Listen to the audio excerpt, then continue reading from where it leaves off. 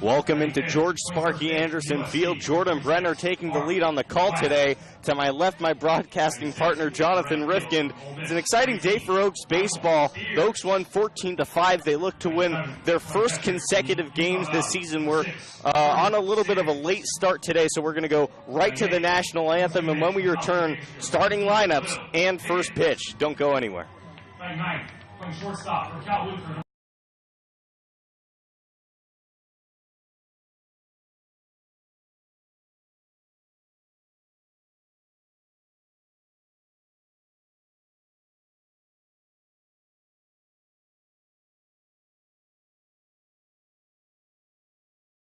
Please rise and remove your caps in honor of playing our national anthem.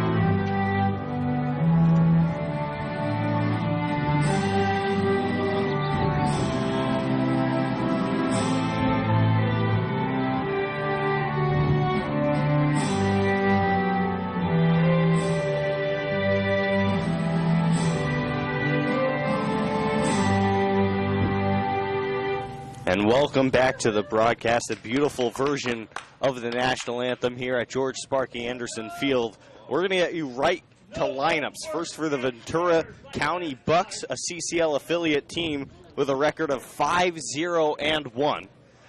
Leading off for the Bucks, number 8 out in left field, Kai Gomez. Batting second, number 11 out in right field, Kyle Lathrop. Batting third, number 40, Dalton Duarte at first base. Batting cleanup, number 34, and at third base, Griffin Hagan. Batting fifth, the second baseman, Kyle Soberano. Batting sixth, the DH, Lucas Thurn. Batting seventh, number 15, the shortstop, Tyler Earn. Batting eighth, Keaton Glover out in center field. And rounding out the lineup, number 25, behind the plate, Michael Borg. And starting on the mound, number 19, Tommy Wilson.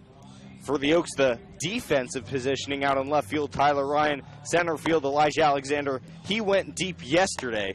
A majestic shot that Jonathan was fortunate enough to call. Out in right field, Michael Spears. First base, Bart West. Second base, Will Pickett's. Out at shortstop, a little bit of a surprise. Tanner Wright gets the start over there. At third base, Raymond Gomez. He's shifting to the other side of the infield.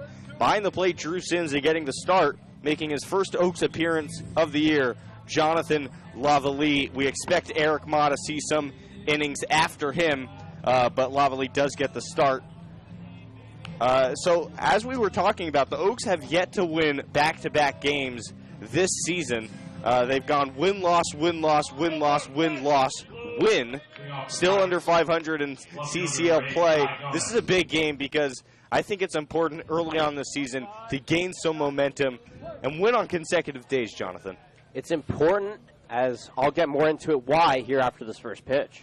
Lavalley sets and fires at the belt. The first pitch on the outside corner, 86 miles an hour for a strike. First pitch time, 4:31 p.m.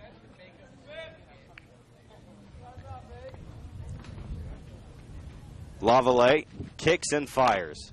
0-1 pitch fouled off to the softball field to our left. Quickly 0-2. Yeah, just a heads up, Lavalley is not a consistent player here for the Oaks. He will be a temp player, only getting an inning or two of work before Eric Ma comes in as the official starter of today's game. 0-2 pitch. Line on the ground, left side, through for a base hit. Kai Gomez through the left side. He checks in for the first hit of the day. And not the best start for the Oaks, but certainly a good start for the CCL affiliate Bucks. Yeah, the Cal State Dominguez Hills product. getting it done in between the gap of short and third in the left field. The Oaks don't have their normal middle infielders in today. No Shaken. Will Pickett's out there at second, right at short. So it's going to be interesting. Not necessarily the bigger guys, but quicker guys. They need to get their jump a little bit quicker to get in front of those balls. Kyle Lathrop steps in, the right fielder out of the University of Antelope Valley. First pitch to him. Big swing and a miss on the fastball, 0-1. Lavallee seems he touches 85, 86 miles an hour as Gomez takes his lead off of first base. A reasonable size lead. Long look by Lavallee. Now he gets his sign, kicks and fires.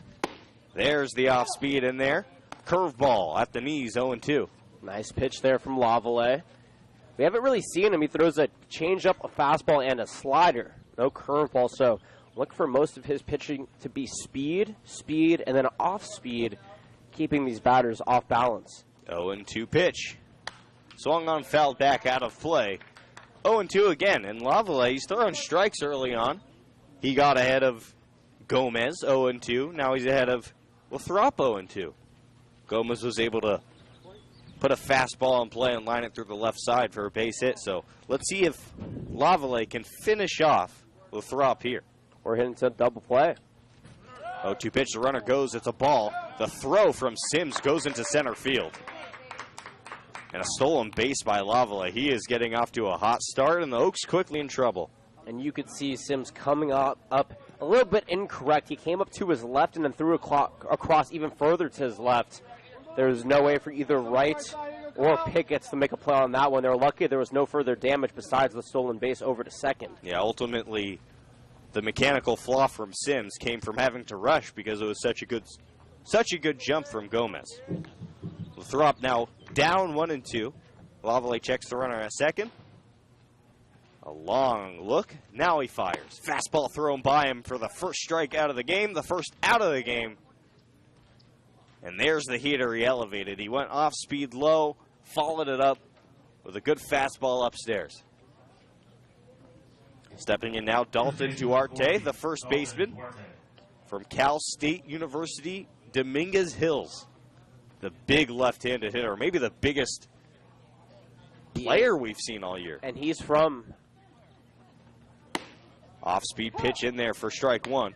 He was on the SoCal Halos last year, the Ventura County team in the CCL. They were kicked out this past season for undisclosed reasons. Nonetheless, he found his home with the Bucks, and he is a force to be reckoned with. Lavallee, a long look at second. Now the 0-1 pitch, just a little bit away, 1-1.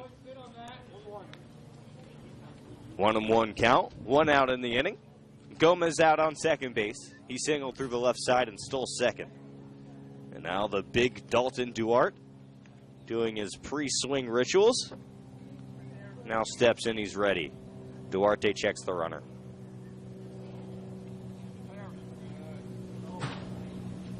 Here's the 1-1 pitch.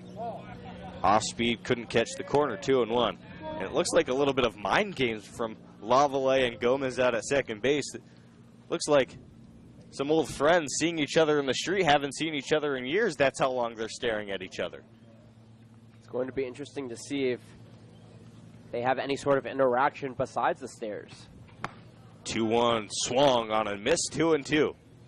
Good pitch. Yeah, you echoed exactly what I was going to say. Good pitch. Duarte is a big bat. He extends out very nicely.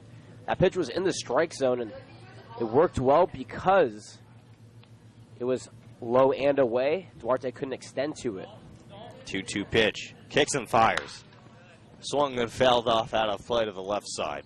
Good pitch from Lavallee again, but couldn't get a swing and a miss from Duarte. Seems Sims and Lavallee are trying to work Duarte away early on. Don't want to give him something he can pull into right field, especially with the wind blowing reasonably hard out there. Here's the 2-2 pitch. Lavallee checks the runner again. Here's the pitch. Swung and fouled off left side again. 2-2 again.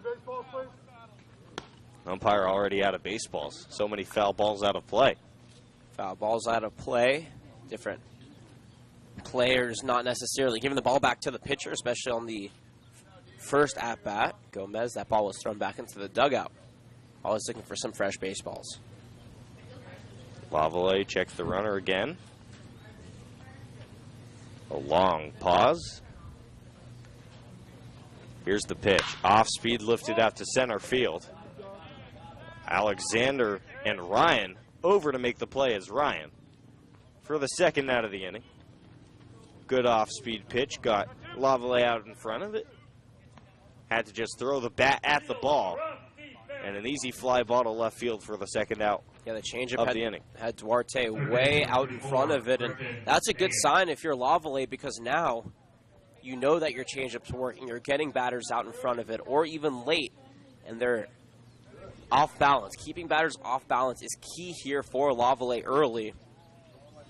That's what he's going to try to do. First pitch to Griffin Hagan in there at the knee, 0-1. Hagan undecided where he wants to go to college. Still some time to decide. The third baseman.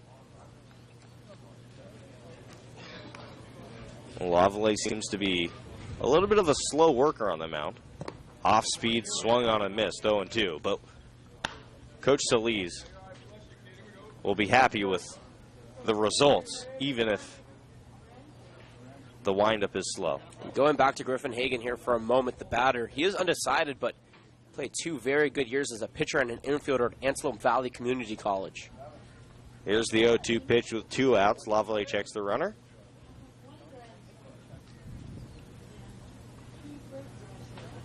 Here's the offering.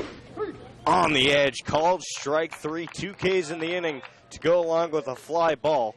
No runs, a hit. No errors, 1 left on base. We're through a half inning here at George Sparky Anderson Field. Score still knotted up at 0. You're listening to Oaks Baseball on the Oaks Broadcasting Network.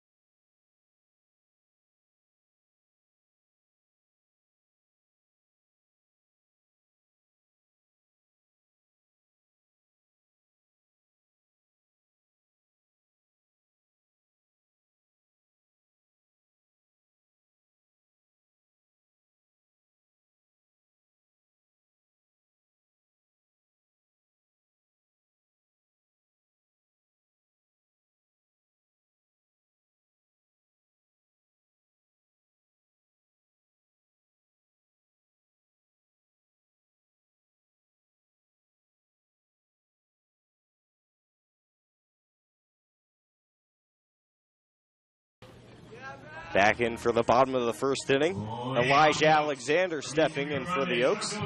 Fresh off a big home run in his last at-bat of last game.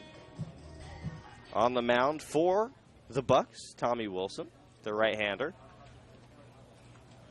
Alexander digs in for the first pitch of the game. Off the plate away, 1-0. Alexander hitting .211 on the year. 2 home runs. 4 RBIs. Second pitch is off the plate as well, 2-0. From UT Rio Grande Valley, out in Texas. The 2-0 pitch is lifted out of play, left side, 2-1. And of course, the last time we saw Alexander was about 22 hours ago yesterday. He skied one out over right field and hit the netting by the tennis courts. That was the longest home run I've seen. This is my 3rd year with the team. 2-1 pitch is taken off the plate away. But 3-1. We talked to head coach Solis after the game, and he said, in Oaks history, that is actually not the longest home run that has been hit here. It was Greg Bird, the current New York Yankee, tearing up in the MLB. 3-0 pitch is swung on and missed 3-2. And Bird launched one over the tennis courts out there and right. Solis told me that they actually caught it on the, or they found it on the street further away, and that's over 530 feet where the ball ended up. Now, mind you, it's probably a little bit shorter than that. 3-2 pitch is off the plate. A 6-pitch walk to Alexander, who gets on base to start off the day. Good start for the Oaks. That's what you want to see out of your leadoff hitter. And Alexander, you know, when you have so much power like Alexander does, what you want to do is you want to swing at every pitch because you can hit it out of here. Well, it's just that. It's how comfortable is head coach Solis having this guy at the top of the order. He is a fast contact hitter with more power than I've seen out of anybody in his size. So to have a multifaceted player like that leading off for you and being patient is unbelievable. First pitch into Raymond Gomez, taken at the knees, 0-1. It's almost a blessing, if you will, because Elijah Alexander's skill set is very few and far between when it comes to baseball players. Yeah, you have to hone those skills at the right times. The 0-1 pitch, taken for a strike on the edge, 0-2. And Alexander, we asked him on the post-game show yesterday, what do you have to improve on most? And he admitted he has to strike out less. That's what you need out of your leadoff hitter. The 0-2 pitch to Gomez, fought off out of play to the right side. Still 0-2. You know what's interesting is Gomez is only batting .200 on the season so far. He's only struck out 3 times in 22 at-bats. So he's getting out, don't get me wrong, but he's hitting out, which is a good sign because eventually those hits will start falling for him. 0-2 swung on and missed off the fastball up. Gomez down on strikes. Good timing on that call, Jonathan. Yeah, the perfect broadcasters jinx it. Never ceases to fail. What can I say? Don't worry about it. We've all been there. Next hitter for the Oaks out of the University of Pacific, the left fielder, Tyler Ryan. A couple of Pacific Tigers in today's game. Keaton Glover on the other side, also a Pacific Tiger. And you're still seeing Coach Solis mix and match this Oaks order. Brandon Lewis, obviously, set in stone in the number 4 spot. Alexander gets a good lead off of first. First pitch to Ryan is tapped back to the screen. 0-1.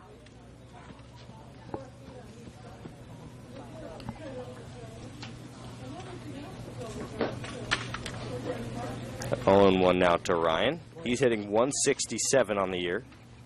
No home runs, no RBIs quite yet. 0-1 pitch is taken in the dirt. 1-1. And Wilson, he's got the good fastball from what we can see. Also looks like a changeup or splitter type of pitch as the secondary option. 1-1 and out. Fouled back out of play. 1-2. And Alexander looking for his stolen base numbers. I don't think he has one this year.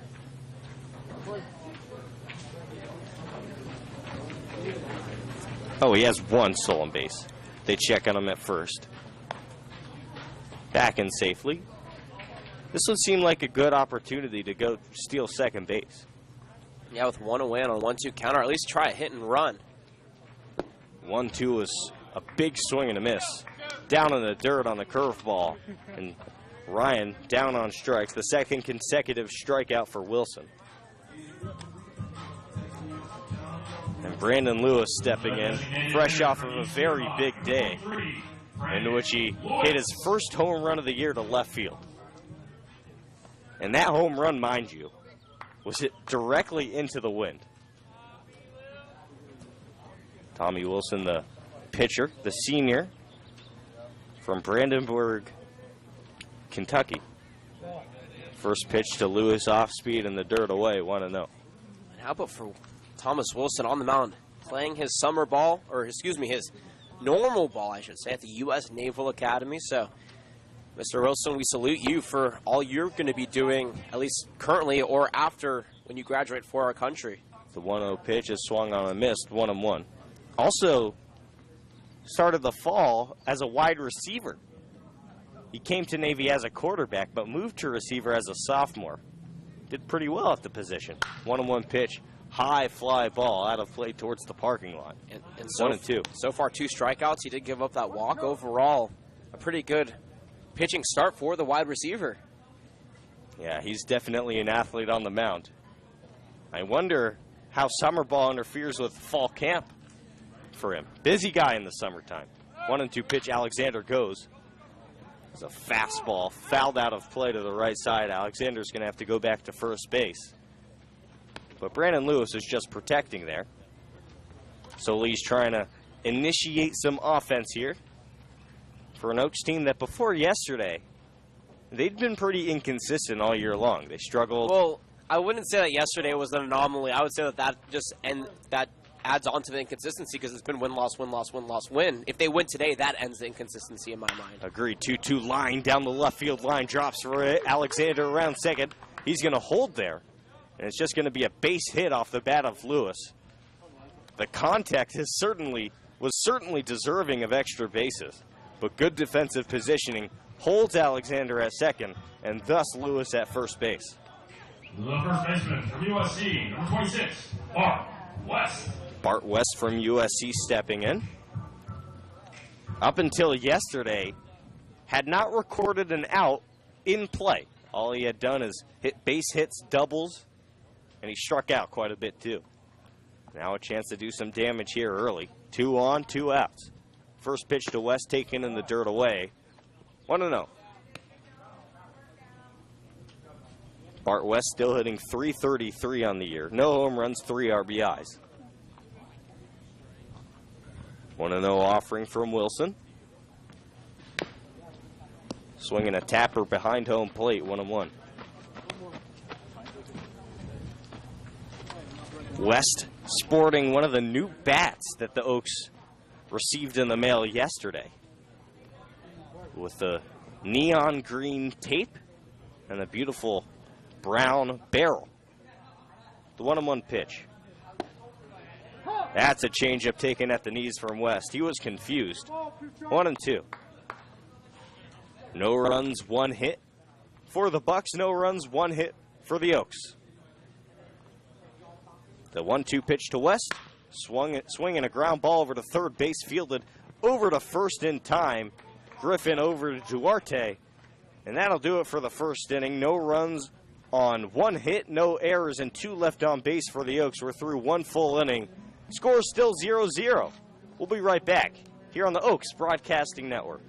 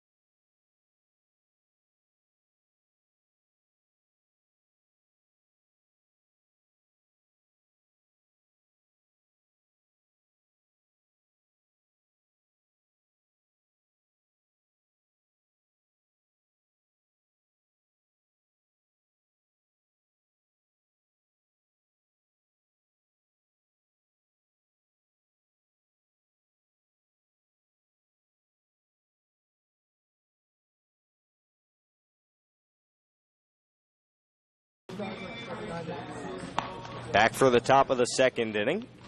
In for the Bucks, Kyle Soberano, the left-handed hitter On top of the second for the Bucks. from College of the Canyons. Number 9, Kyle Soberano. And how about Jonathan Lavallee getting a second inning of work? We weren't sure if he was going to last 1 inning. It was a successful first inning, a strikeout, 1 looking as well. First pitch in. At the knees, called strike 1 to Soberano. But Lavallee making an impression on us. We were just talking about why is he an alternate? He looks like he could be a full-time pitcher. Here's the 0-1 pitch. Fouled out of play towards the softball field again. 0-2. It's just based on the university that these players are at and their head coaches. Of course, Bill Pickett's the head coach at Pierce, his son on the team playing second base in today's game. He's the head coach for for Leveille there. But he said, you know what, Solis, let's have him for a couple of games and see how it goes. This is the first of a couple. 0-2 just a little bit low. 1-2. Yeah, it seems he's got very good control of his fastball. He's getting ahead of hitters. That's what you want out of your starting pitcher. You don't need the big strikeout stuff. A lot of the best starters just pitch very well to contact and get ahead in counts. Off speed just a little bit away, 77 miles an hour. 2-2. He missed, but the slider, the movement that he had on that pitch was really nice. If it had just a tad more velocity, I think it would have painted the outside corner for strike 3. And it could set up this pitch here. 2-2 count. Fastball up. Lined right up the middle for a base hit for Soberano. He was expecting that pitch, you could tell. And the second hit in for the Bucks, a base hit out to center field. When you're a 3-pitch pitcher, in this case, Leveille has a fastball, a changeup, and a slider. When you don't mix them up consistently, it's going to be very easy for batters to pick up. And right there, Leveille, after throwing the slider outside, went with a fastball belt high and over the heart of the plate. Soberano was all over that one and was able to reach first with another leadoff single here for the Bucks. Lucas Thrun steps in, takes a fastball at the knees. Called a strike for strike 1. Thrun a little bit of a quirky batting stance. Trying to compare it to somebody in the big leagues, I'm struggling. A little bit of Cody Bellinger, but with the low hands. Not enough back foot. 0-1 pitch, a curveball at the knees, 0-2. Bellinger has that power coming from that back foot. If you see him bat, he actually leans on it. It's a very similar stance. But I'm just talking more about the posture of the stance. In that case, you could talk about some of the lankier guys. Paul Konerko back in the day had a pretty tall stance like that. 0-2 pitch. Fought off away. Still 0-2. And in just a little bit over an inning of work, Leveille, you could tell what he struggles with is that put-away pitch, that wipe-out secondary pitch that can just blow away hitters. That's what he's here to work on. 0-2 pitch into Thrun. Curveball in the dirt, the runner goes. Soberano, the play is close, but Soberano slides in safely. And two pretty errant throws from Sims early on. Gave up a stolen base back in the first. That time, of course, a wild pitch. Not much you could do for Sims because Soberano would have been safe regardless, but have to make the throw anyways. It's part of his catcherly duties. So runner in scoring position again for the Bucks. Leveille, and that's going to get by Sims again. The runner decides to stay at second base. Looks like Soberano could have gotten to third there. Yeah, I'm surprised he held back. I think his third base coach, which is also their head coach, George Verano, held him up. He wasn't sure exactly how close Sims was to the ball, and that ball was ricocheting towards third base. So it was better safe than sorry. Why eliminate or have the possibility of eliminating that runner in scoring position when you can keep him in scoring position and have a 100% chance of him staying in scoring position? Quick conversation between Tanner Wright and Leveille. Maybe some words of encouragement or just talking strategy about the runner at second base. 2-2 to Lucas Thrun.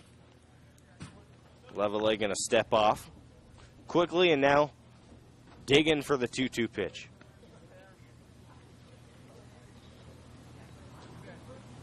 Kicks and fires. Off speed, swung on and missed. The third strikeout of the day for Leveille. And I kind of feel bad talking about his secondary stuff not being good enough to put away hitters. He's got 3 strikeouts in 1 1/3 innings. Oh, he has the stuff. It's closing out. You know, when LeBron James was in Miami, he was the best player, but he couldn't close out those finals games. It's the same situation. It's not that you don't have the skill. It's that you don't have the ability. It's applying that skill in those situations that he needs to work on. First pitch from Leveille into Earn is upstairs, 1-0. By the way, I'm not comparing Leveille to LeBron James. I'm just saying the mindset is kind of the same, where Leveille has obviously some phenomenal stuff. It's just being able to process it and use it in certain situations is what he needs to work on. 1-0 pitch to Tyler Earn of College of the Canyons. A little bit below the knees, 79 miles an hour. Tried to take a little bit off that fastball, it looks like. 2-0. I've never seen Leveille play basketball, so maybe he is like LeBron James. You never know. Never know. A lot of untapped talent out there, yeah. Under the radar. Looks like he's focusing on baseball, though, so I think this is his sport. 2-0 is upstairs, 3-0. I think more likely to be like LeBron James is Tommy Wilson on the other side. Wide receiver, quarterback, pitcher. Who knows? Put a basketball in his hands, he could be the next LeBron James or Michael Jordan. He reminds me of Bob Gibson, who played basketball, of course, on a scholarship at Creighton and went on to play baseball with the St. Louis Cardinals. 3-0 pitch. Kicks and fires. Taken for a strike in there, 3-1. And there's often overlap between some of the best football players and baseball players. There was a guy in the draft this year. I forget his name. Talk about the Oklahoma quarterback. Guy. Yeah. St. Louis offered him $5 million to stay one more year at Oklahoma to be their quarterback before joining the team. That was a classy move by the Cardinal to do that. And also, what a story. 3-1 pitch, a half swing on the ground. A bad hop gets past West. Soberano rounds third. He will score on the throw. Chalk that up as an error and an RBI for Tyler Earn. I believe that will be ruled a hit, and indeed it is, because Bart West never got his glove on the ball. It took an errant bounce, but it bounced cleanly over Bart West at first base. So because of that, it ruled a hit, which is an RBI single right there for Earn. Well done by the Bucks. Certainly a play that West could have made, but he's going to get away with it, at least on paper. Yeah, on paper, that hurts Leveille. Now a runner on first, that's Tyler Earn. And Keaton Glover steps in. High fly ball out to the parking lot again. The car's in trouble today. 0-1. Other than Kyle Murray, by the way. That was the quarterback who we were talking about. Yeah, I was just about to bring it back. Kyle Murray, drafted in the top 10 of the Major League Baseball draft. Also slotted to be the starting quarterback at Oklahoma. Of course, Jameis Winston was a baseball player, pitcher at Florida State. Zach Duke. Fastball drilled up the middle for a base hit for Glover. Runners on first and second with 1 out. And Eric Ma is warming up in the Oaks bullpen. Leveille was supposed to go an inning or two, but the 2-inning leash may be a little bit shorter if the Bucks continue to string together some hits here, with the number 9 hitter coming up. Obviously, if you're thinking historical players, you can go Bo Jackson. And Michael Borg steps in with runners on first and second base. He's from Concordia University out in Portland, Oregon. Leveille kicks and fires. Off speed and a dirt good block by Sims, 1-0. If we're going to go off topic, we might as well go off topic that is relevant to our game here. How many Concordia universities? There's a bunch of them across the country, and they're all in accordance with each other. How many are there? And where's the closest one to Cal Lutheran? There's a little trivia for you. I actually have a trivia question for you, Brenner, coming up here. But 1-0 pitch is away. Another good stop from Sims behind the plate, 2-0. You want to take a stab? I'm always in the mood to challenge myself intellectually. So I'm challenging you intellectually. You're not even challenging yourself. Well, thank you for the challenge either way. You want to take a stab at how many Concordia universities there are and which one is the closest to us here at Cal Lutheran? I'll take a wild guess. Okay. I'm going to say 8 and San Jose. After the 2-0 pitch. High fly ball out to center field. Alexander takes a few steps in. Makes the play. The runners retreat. No tag on the play. And 2 outs for Leveille. So Concordia University is a Lutheran university and affiliated with the Lutheran Church. There are 10 of them across the country based in St. Louis, Missouri. And the closest one is in Irvine. Irvine. Of Of course, the Orange County Riptide used to call that their home before moving to Fullerton Junior College this season. So a little CCL tidbit for you. Kai Gomez in for a second at bat. A base hit, a stolen base back in the first. Runners on first and second with 2 outs. Level A. Here's the pitch. Fly ball on the infield. Rotating over is Raymond Gomez. He makes the play, but not before a run on 2 hits, no errors, and 2 left on base. We're through 1.5 innings. 1-0 in favor of the Bucks here on the Oaks Broadcasting Network.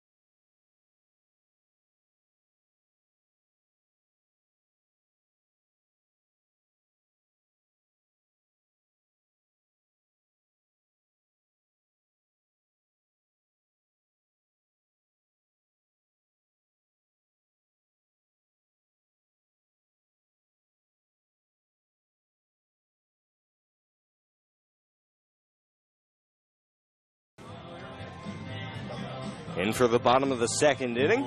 Leading off for the Oaks, Michael Spears.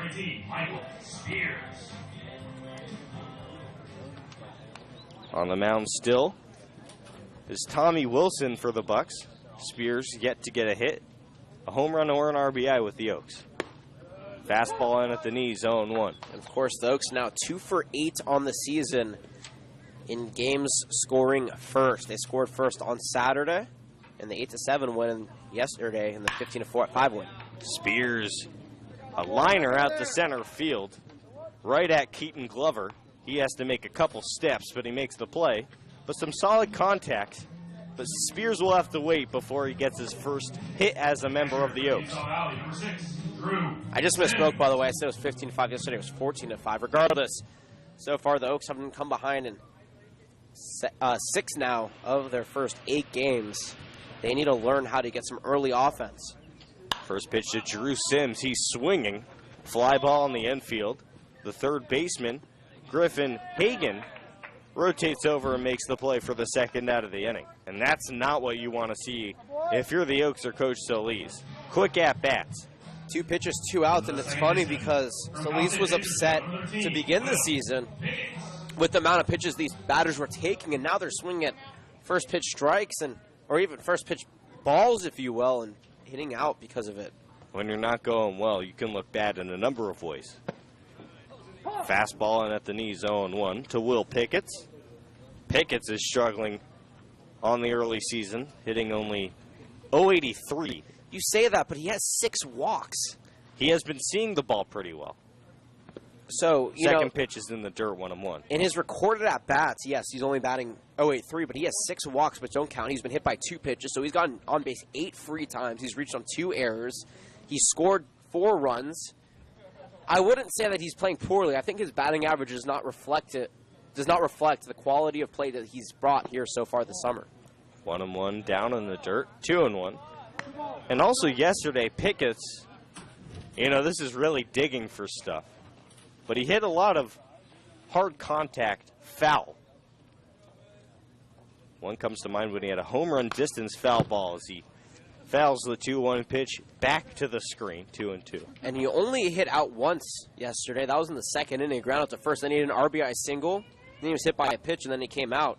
So overall, he finds ways to get on base, even if it's not by way of his bat. And that is what you want from a player. That is why he's going to Cal State Bakersfield. 2-2, 2 outs. Elevated fastball. Tapped back to the screen behind home plate, still 2-2. 1 run on 4 hits for the Bucks. No runs on only 1 hit for the Oaks. That came by way of Brandon Lewis's single out to left field. Tanner Wright awaiting on deck. 2-2 pitch, an off-speed pitch fought off. Another tapper back to the screen, 2-2 again.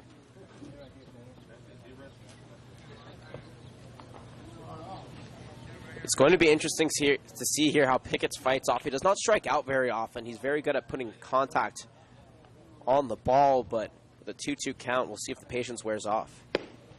Takes off speed off the plate. Now the count is full, 3-2. And that's the patience that we are expecting. I would expect him to take this pitch. If he does take it, it may be called strike 3. I don't expect him to swing here because of how patient he can be. 3-2 pitch. Almost hits him, but he takes a ball inside, and he is awarded first base again. The patient hitter, another walk on the early season. The shortstop. Great job. Cal Lutheran. Great job by Will Pickett. 2 pitches for the first 2 outs here in the bottom of the second inning. And now, after being down in the count 0-2, worked his way back, fouled up off a couple tough pitches, and now standing on first base, extending the inning here for the Oaks with their best hitter so far in the season up to bat. That's the 5th walk for Pickett's this year. And Tanner Wright swinging a hot bat, 4-12 so far this season. Swings at the first pitch, hard line drive, but fouled down the left field line.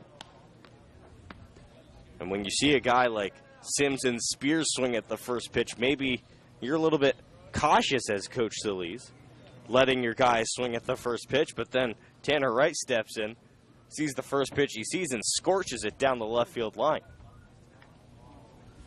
0-1 to Wright. Pickett's out at first base. Takes off speed in the dirt. 1-1. Wright has been so impressive, and there's got to be at least some sort of comfort level playing his summer ball at the same stadium as he does during the year. He is a member of Cal Lutheran as he grounds a ball through the middle. Fielded the fire over to first is in time by a step. Good play by the second baseman, Soberano. The Oaks, no runs, no hits, no errors. Just a man left on base. We're through 2. 1-0 in favor of the Bucks here on the Oaks Baseball Network.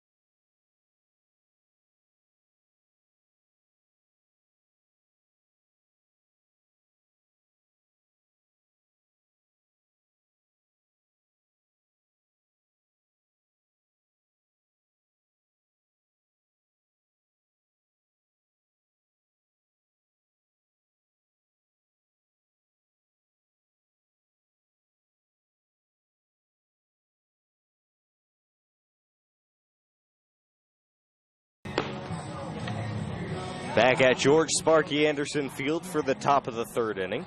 Eric Ma, the new pitcher for the Oaks, as we expected all game long. Number 29 out from Whitman College. On the year, he's been pretty good. In 5 innings pitched, a 1.80 ERA. He's 1-0. 5 strikeouts.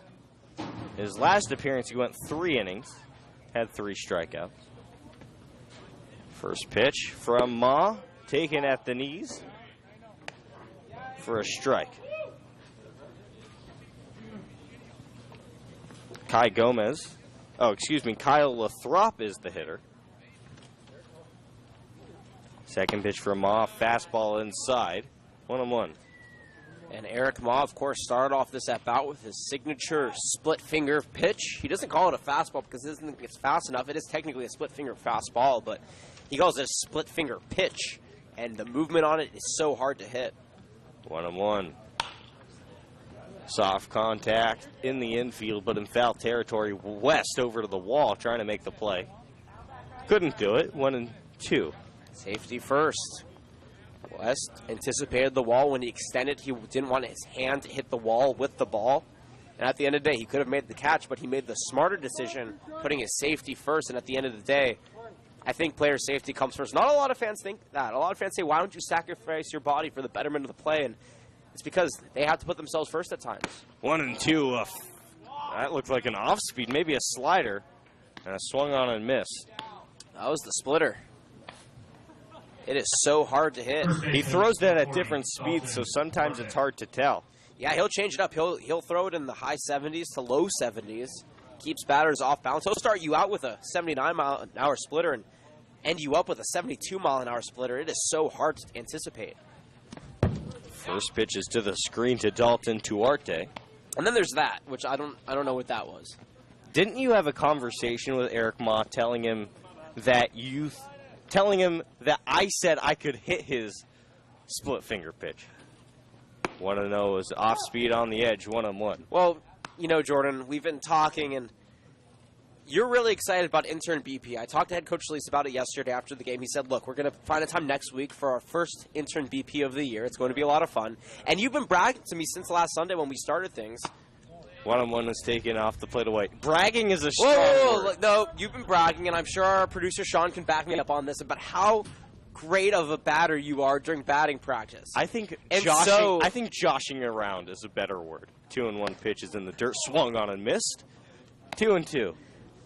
Regardless of what it is, you have been very confident, and there's nothing wrong with the confidence that you display. I actually commend you for it. Thank you. With that being said, you need to back up that confidence. So I didn't say necessarily that I think that you think you could hit it. I just said that you think you could hit really well.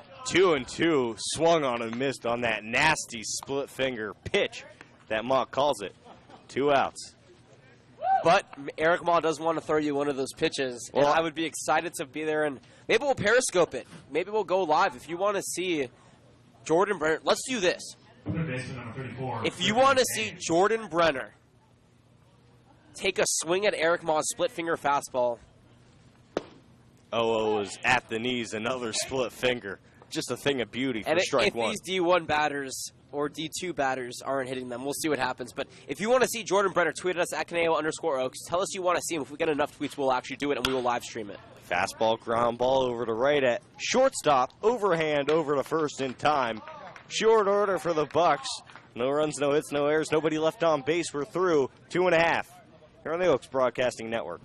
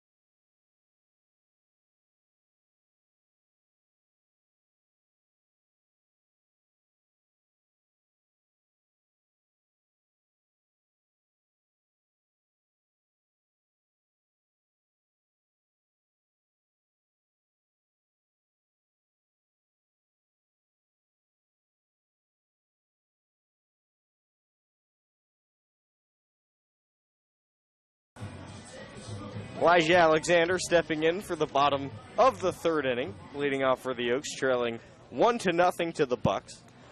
I want to reiterate what we were talking about at the top half. If we can get 10 to 15 tweets at Caneo_Oaks that you want to see my broadcasting partner Jordan Brenner take a swing, an at-bat against Eric Ma on that split-finger fastball, please do, because if we can get that many, we will live stream it to Periscope in the upcoming days. First pitch into Alexander, a little bit low, 1-0. And I think, obviously, I'm always on the page, or on board with fan engagement. But if you decide to not talk here, I won't be too upset, as the 1-0 pitch is swung on and missed by Alexander, 1-1. Because I feel like, obviously, I do a lot of talking about how I can hit Eric Ma. But none of it's serious. 1-1 is taken low, 2-1. So are you telling us that nothing you say is serious? How can we differentiate with when you're being serious versus when you're just joshing around? I never josh on air. 2-1 pitch to Alexander. Shows bunt, gets it down to the left side. That's a beautiful bunt that will be a hit. No throw from the third baseman, Hagan. What a bunt from Alexander, showing off those tools that we were talking about in the first inning. Third baseman number 4, Raymond Gomez. Raymond Gomez stepping in.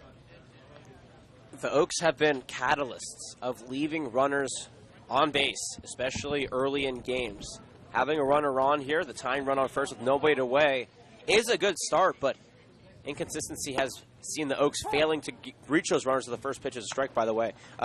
Inconsistency has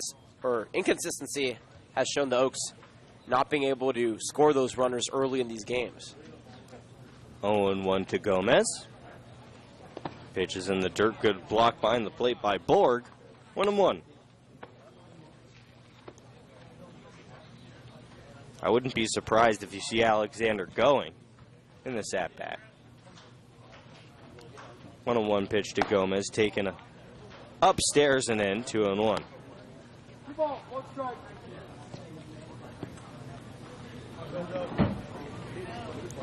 In the bottom of the third inning, 1-0 in favor of the Bucks. Pristine day here in Thousand Oaks. Throw over to first to check on Alexander. He slides back in safely.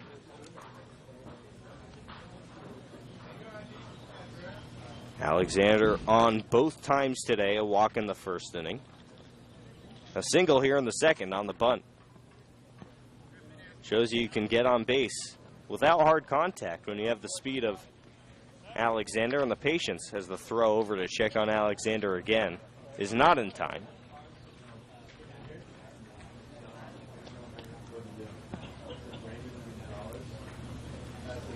Two and one pitch to Gomez.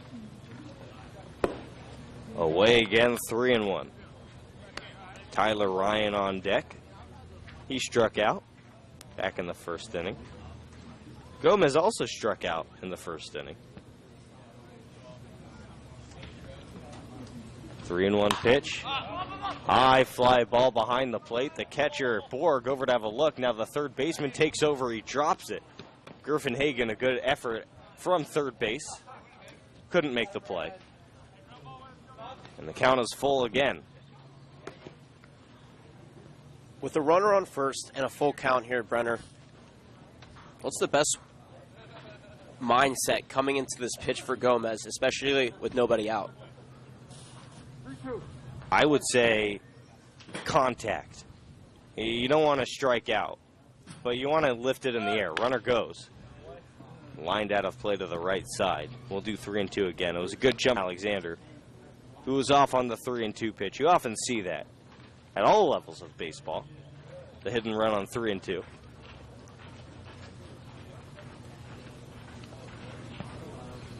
I would say a strikeout is acceptable on the hit and run.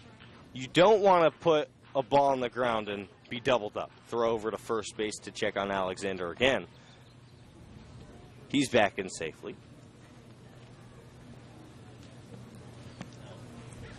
Gomez taps the plate, digs in for the 3-2 pitch. Bouncer to the left side, out of play. 3-2 down the left field line. over to the Oaks bullpen.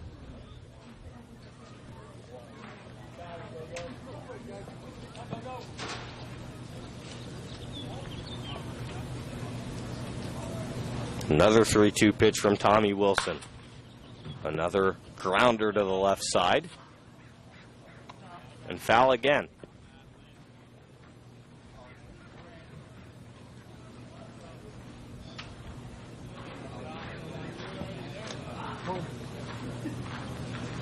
The Oaks were originally scheduled to have a game tomorrow, as the throw over to first is not in time.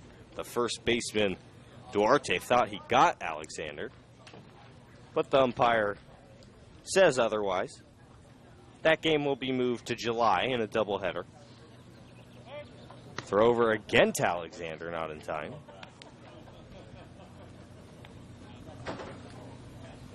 And it's The official, by the way, the official data, that will be July 8th. There will be a doubleheader at 1 and 4 that day, or 1 and 5, I should say, in the academy. 3-2 pitch, fought off again from Gomez. Quite an impressive at-bat. I believe pitch number 9 here is pending.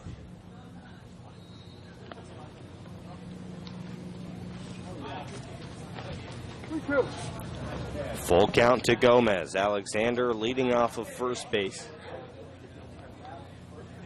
Wilson gets his sign from Borg behind home plate. Here's the pitch. Curveball fought off again. Dribbled into the Oaks dugout. Wind picking up out in center field, shifting towards right field.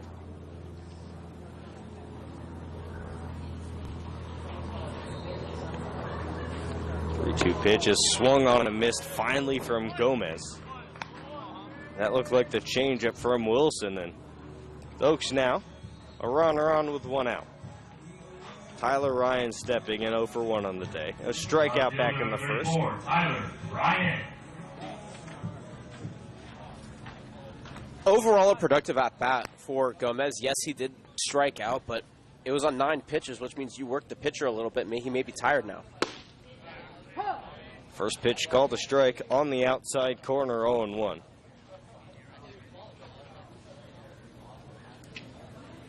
Ryan in the third hole hitting for the Oaks today, out in front of Lewis. It's usually the spot of Sam Shaken getting a day off. Throw over to Alexander again, not in time. Tommy Wilson really doesn't want Alexander going anywhere. What is that, the 5th or 6th throw over of the inning? Looks like it. 0-1 pitch, fouled back to the screen. 0-2. And maybe Tyler Ryan was put in that third hole by Coach Solis to get him going. To hit with runners on base, to get pitches to see. Yeah, 0 for 1 today. Came in today with a 167 average. All you need, though, is one. One nice hit, one sweet spot to get the feeling, the rhythm back in your batting motion. 0-2 runner goes, fouled off to the right side, out of play. And if Ryan can do that, that'll really solidify the top part of this Oaks order, at least for this game. Obviously, Coach Lee's still playing with it. The Oaks still expecting a few more batters here down the road. But for the most part, the team is rounded out quite nicely. The only thing that's missing is the consistency. But I think that offensive consistency will continue to pick up because all of these guys have made a name for themselves in baseball. 0-2 taken on the inside corner. Strike 3 called. Ryan in disbelief. Walks back to the dugout with his second strikeout of the day. That's the 5th strikeout for Tommy Wilson. The 4th strikeout, excuse me. Designated hitter, number 23. The DH, Brandon Lewis stepping in. Base hit to left field in the first inning. How about, sorry to cut you off here, Jordan, but how about the fact that Gomez and Ryan both have struck out twice? That is all the strikeouts for Wilson on the day. Throw over to Alexander again. Slides back in safely. I don't even know if Laundry could fix the mess he's made on his uniform, sliding back to first base. Ground ball over to first base, bobbled by Duarte. He recovers. Tosses it over to Wilson, the pitcher. to end the inning. No runs on one hit, no errors, and one man left on base. 1-0 in favor of the Bucks. We're through 3 innings. Don't go anywhere. You're listening to Oaks Baseball on the Oaks Broadcasting Network.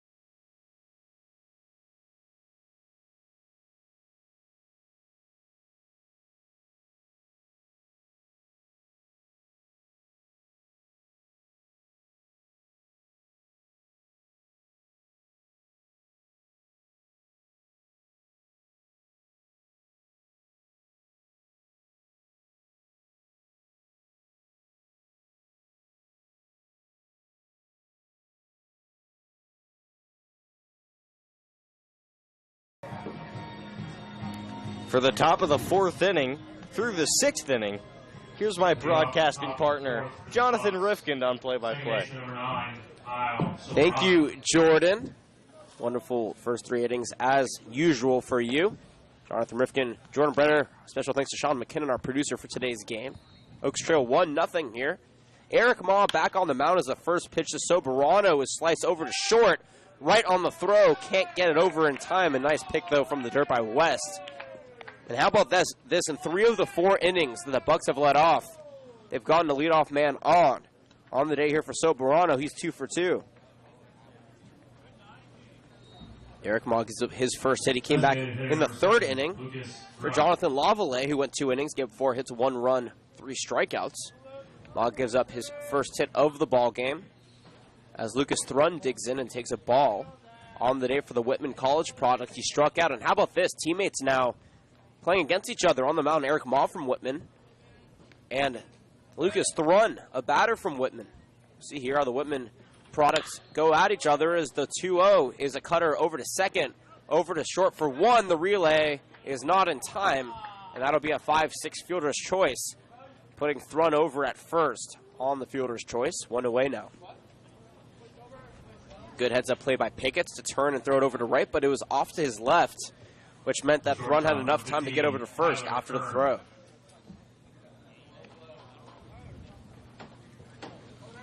Tyler Earn now digging in as an RBI single. His only time up. Was stranded on second back in the 2nd inning.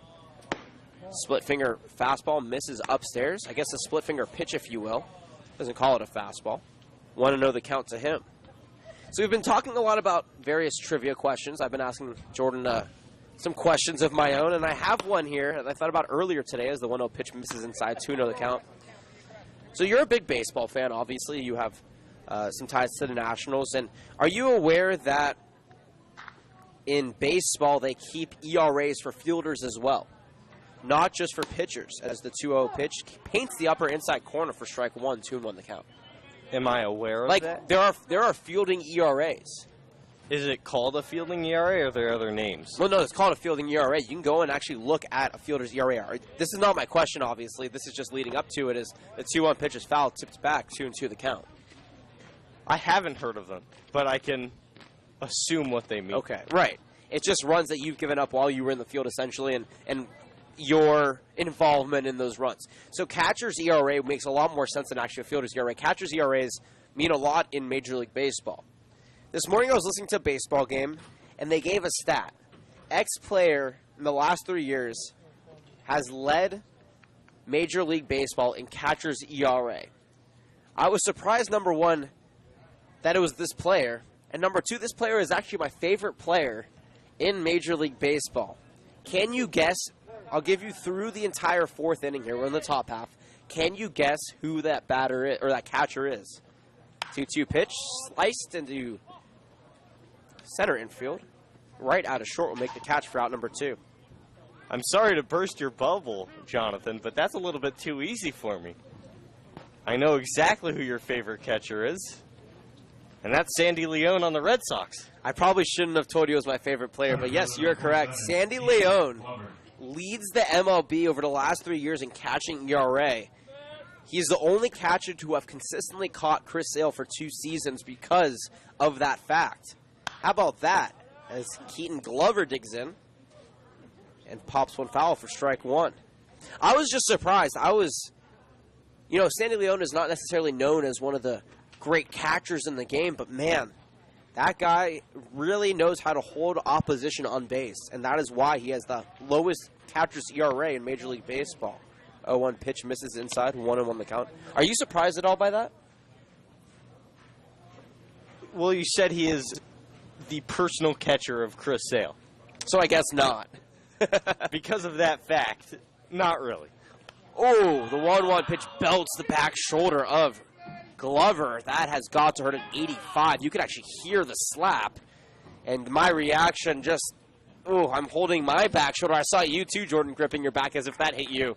We feel for you, Mr. Glover, as he strides over to first. 2-on-2 away here, top of the fourth inning. And that's probably why I don't want to be taking batting practice against Eric Moss. Sure, these college baseball players can take a fastball to the back, but for me, I'd be dealing with that bruise all summer long. Michael Borg digging in, the number 9 hitter. 0 for 1 today, takes a first pitch slider in there for strike 1. 1 run, 5 hits, no errors for the Bucks. No runs, 2 hits, no errors for the Oaks. First of 2 meetings between these two teams, the Bucks an affiliate in the CCL. Be the second matchup here in a moment as that pitch is fired in for strike 2. These two teams meet today, and then we'll meet back here at the end of the month on June 26th. That'll be a 4:30 game as well as Ma toes the rubber, checks the runner, peers and fires the 0-2. In the dirt, good block by Sims, though nothing doing on the base paths, 1-2 the count. Also, by the way, besides tomorrow's game cancellation that has now been moved to July, the game on Sunday, that was originally a 12 o'clock start against the Academy Barons, has got moved to 5 now. I'll give you the reason here in just a moment. The 1-2. Cut foul, off home plate. We'll do it again.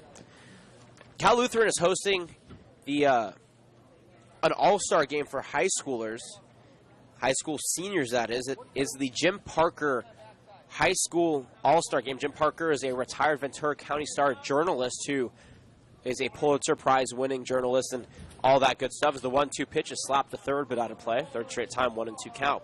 And so he obviously is being honored as the namesake for this All-Star Game. The area's best high schoolers will be participating, including Andrew Lucas on the Oaks. So Lucas will be playing in the morning for the high school All-Star Game, and then for the Oaks at 5 o'clock. We will be calling that game at 11 o'clock on Sunday. Myself and Sean will be on the call for that one. So 1-2 pitches, a hopper over to short, right over to second quickly, in time.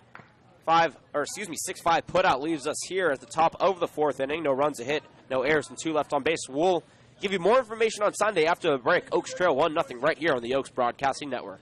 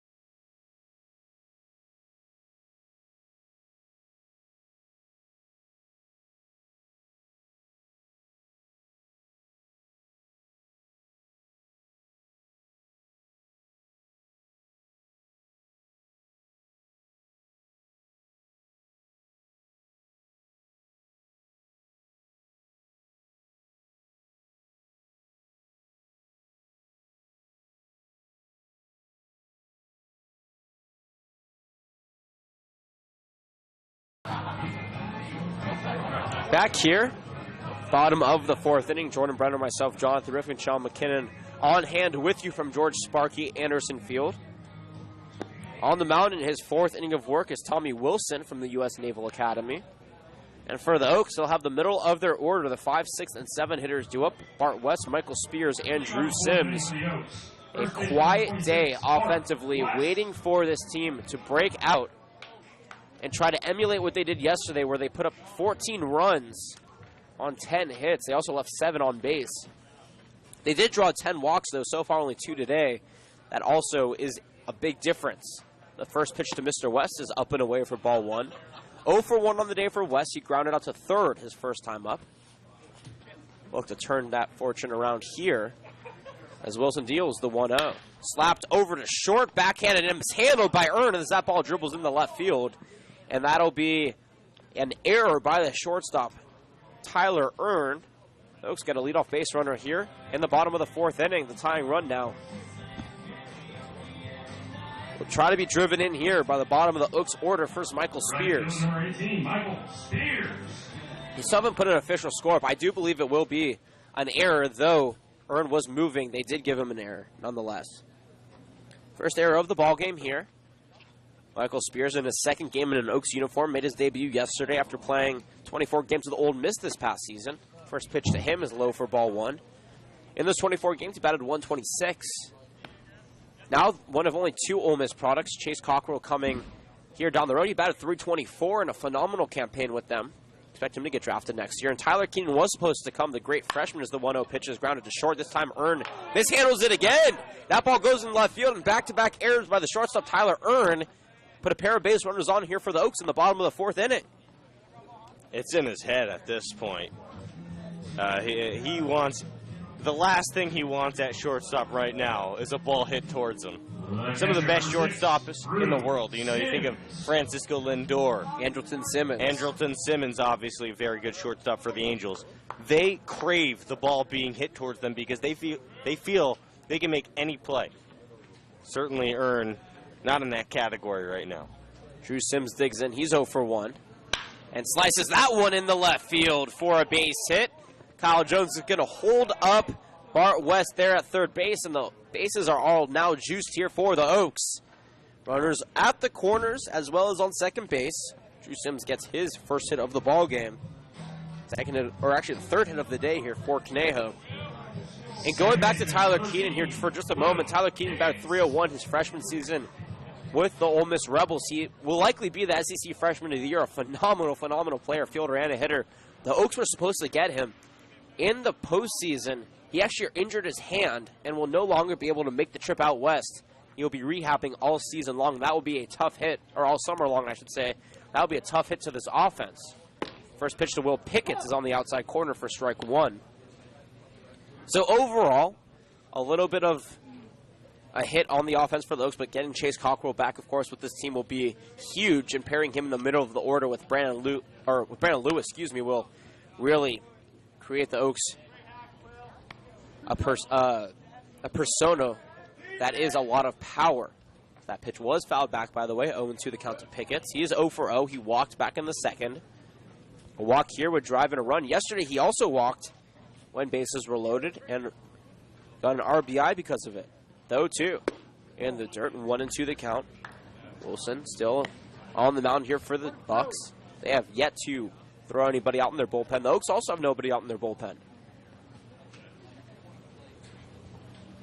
So these pitchers getting some longer innings. Oaks have yet to have anybody go over 4 innings in a game as the 1-2 pitch is hit back to the pitcher. The throw over to catcher for 1. The relay over to first for 2. And what a heads-up play there by Tommy Wilson to turn 2 and get the base runner out from third home. That will be a 1-2-3, double play. And now there's a runner at third base in the form of Bart West, Michael Spears. He was the only runner that did not get out. Besides, man at second base, Drew Sims. That's the last place you want to hit it if you're Pickett's, and it's unfortunate because it wasn't that terrible a swing just to get it in play. Wright steps in and does a one-hopper back to the mound as well. What a play by Wilson Hill, underhanded over to Duarte at first. And wow, what a way to get out of the jam A 1-2-3 double play and then a 1-3 put out ends the fourth inning. No runs a hit, 2 errors, and 2 left on base. So we're through 4 full. Oaks trail 1-0, top of the 5 after this when we come back.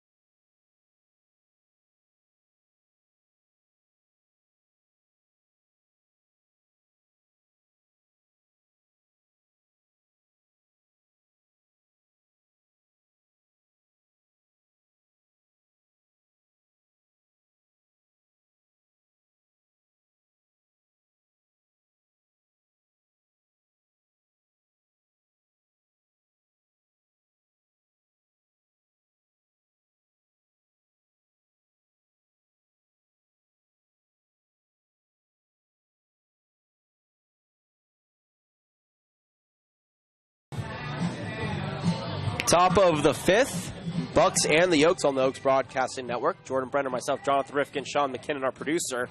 Delighted to be with you here on a nice, lovely day in the Thousand Oaks area. No matter how you're watching or where you're watching, we appreciate you making us a part of your Wednesday plans. 9, 1, and check that, 1, 2, and 3 hitters. 2 up here for the Bucks. Kai Gomez digs in here as the first pitch to him. He shows bunt, though pulls back because that ball is outside. 1-0 count for Eric Ma.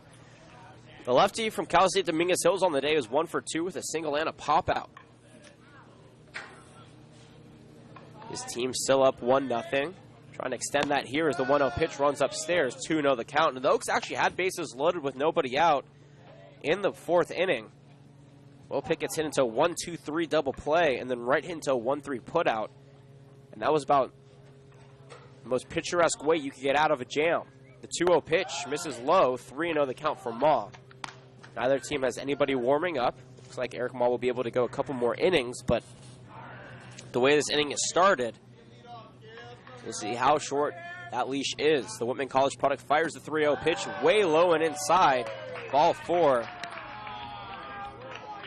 Looks like he shook himself a little bit, and that's the first walk drawn by the Bucks all day long. Eric Ma struggles getting back into counts. He's very effective when he gets ahead in counts, and he can throw that split finger whenever he wants. But when he fails, he gets down 2-0. It's very tough for him to get back in at bats. Lathrop takes a first pitch strike. He showed bunt but pulled it back. 0-1 the count. Lathrop is 0 for 2 with a pair of strikeouts. The runner on first. We'll see if he tries to bunt again. Ma, pickoff attempt, nothing doing though as Kai Gomez slides back safely.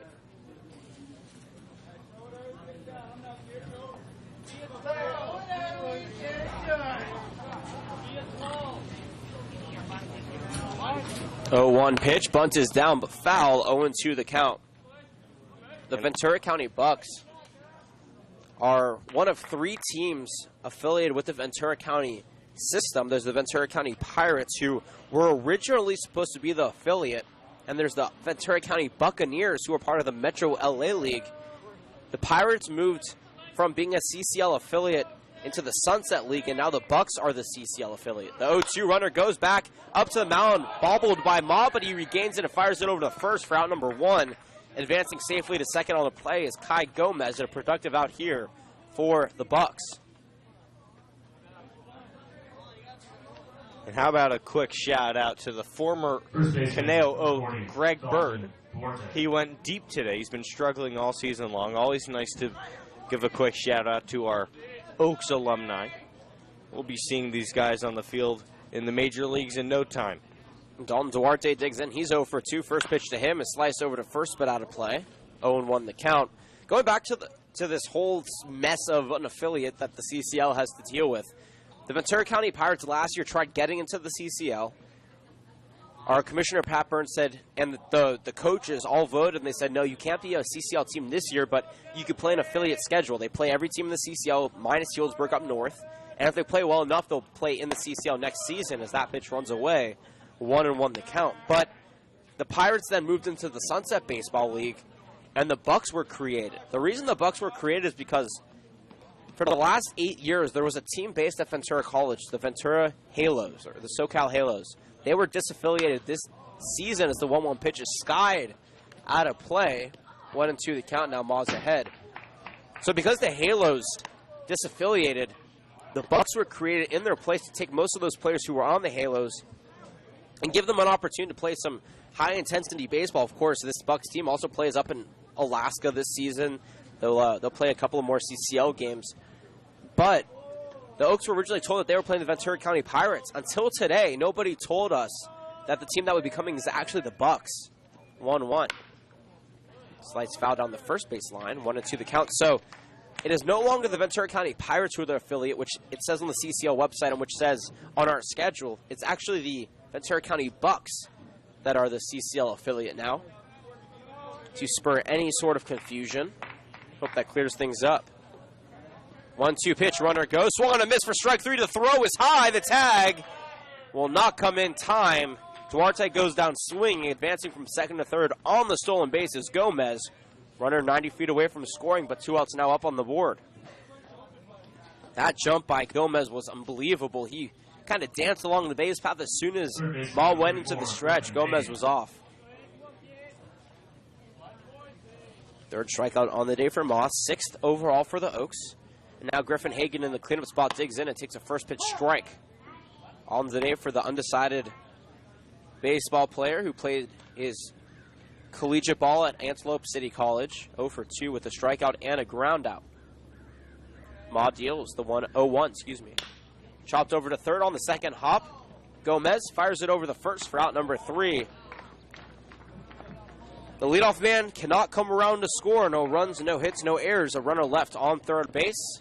Bottom of the 5th after this. The Oaks trail 1-0 on the Oaks Broadcasting Network.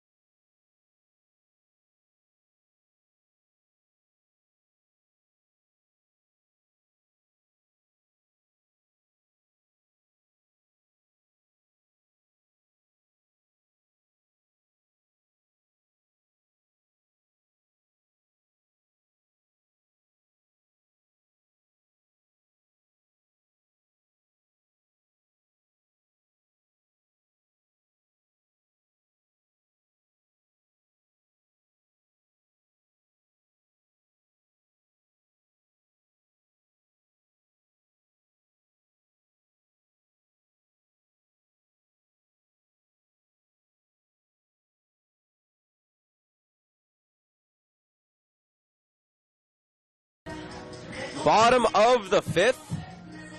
Here at George Sparky Anderson Field. Named after the legendary baseball player who lives in the area. And actually we have Doc Stephen Ames in our crowd today.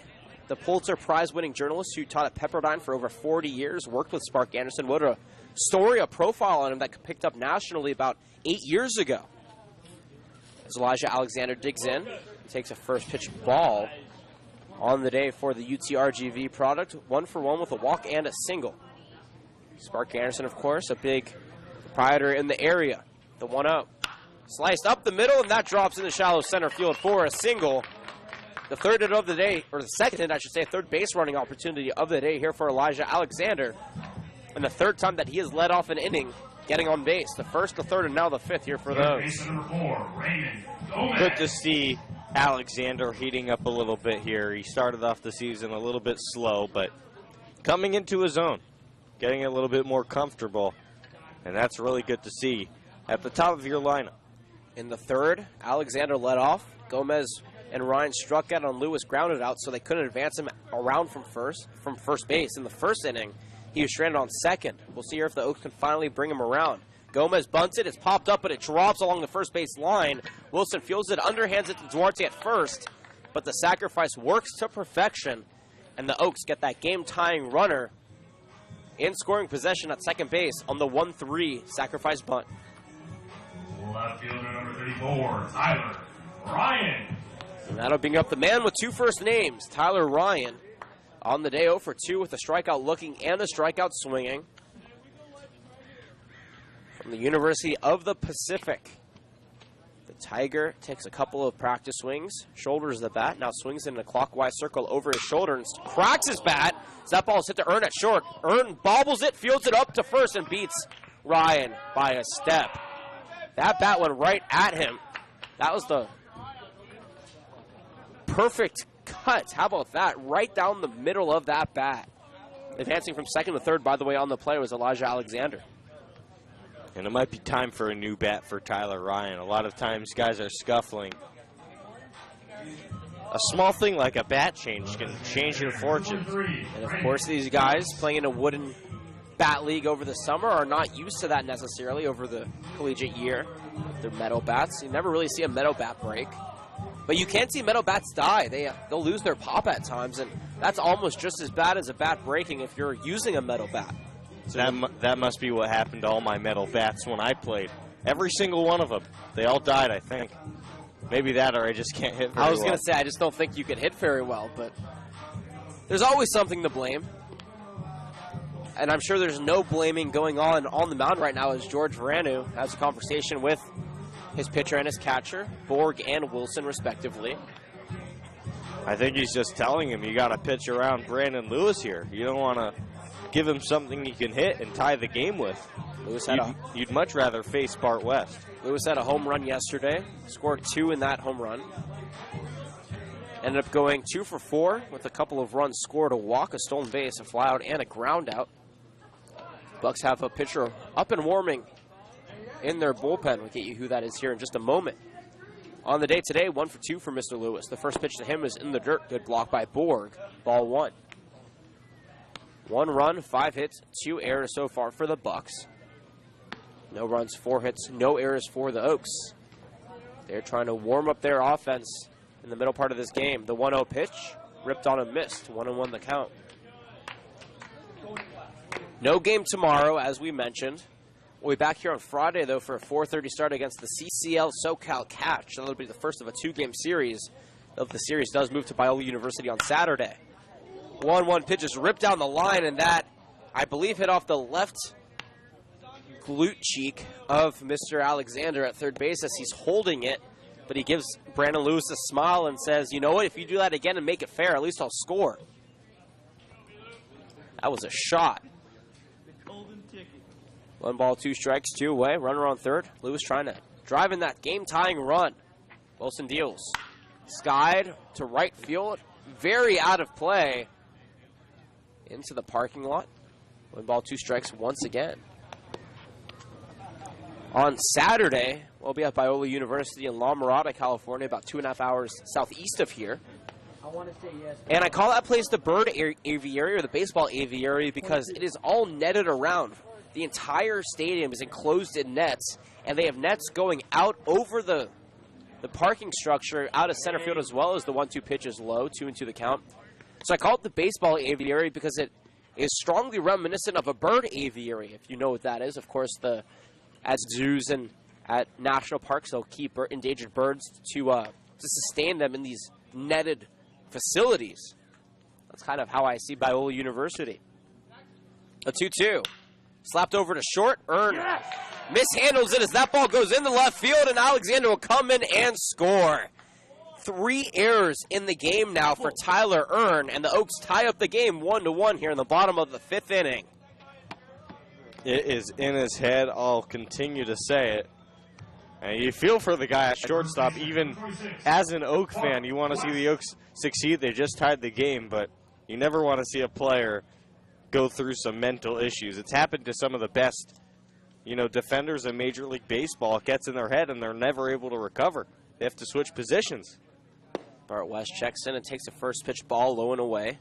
That run is unearned because with 2 outs that error was made, which means that this inning technically should be over. If Brandon Lewis scores and anybody else scores here after all those runs, will be unearned.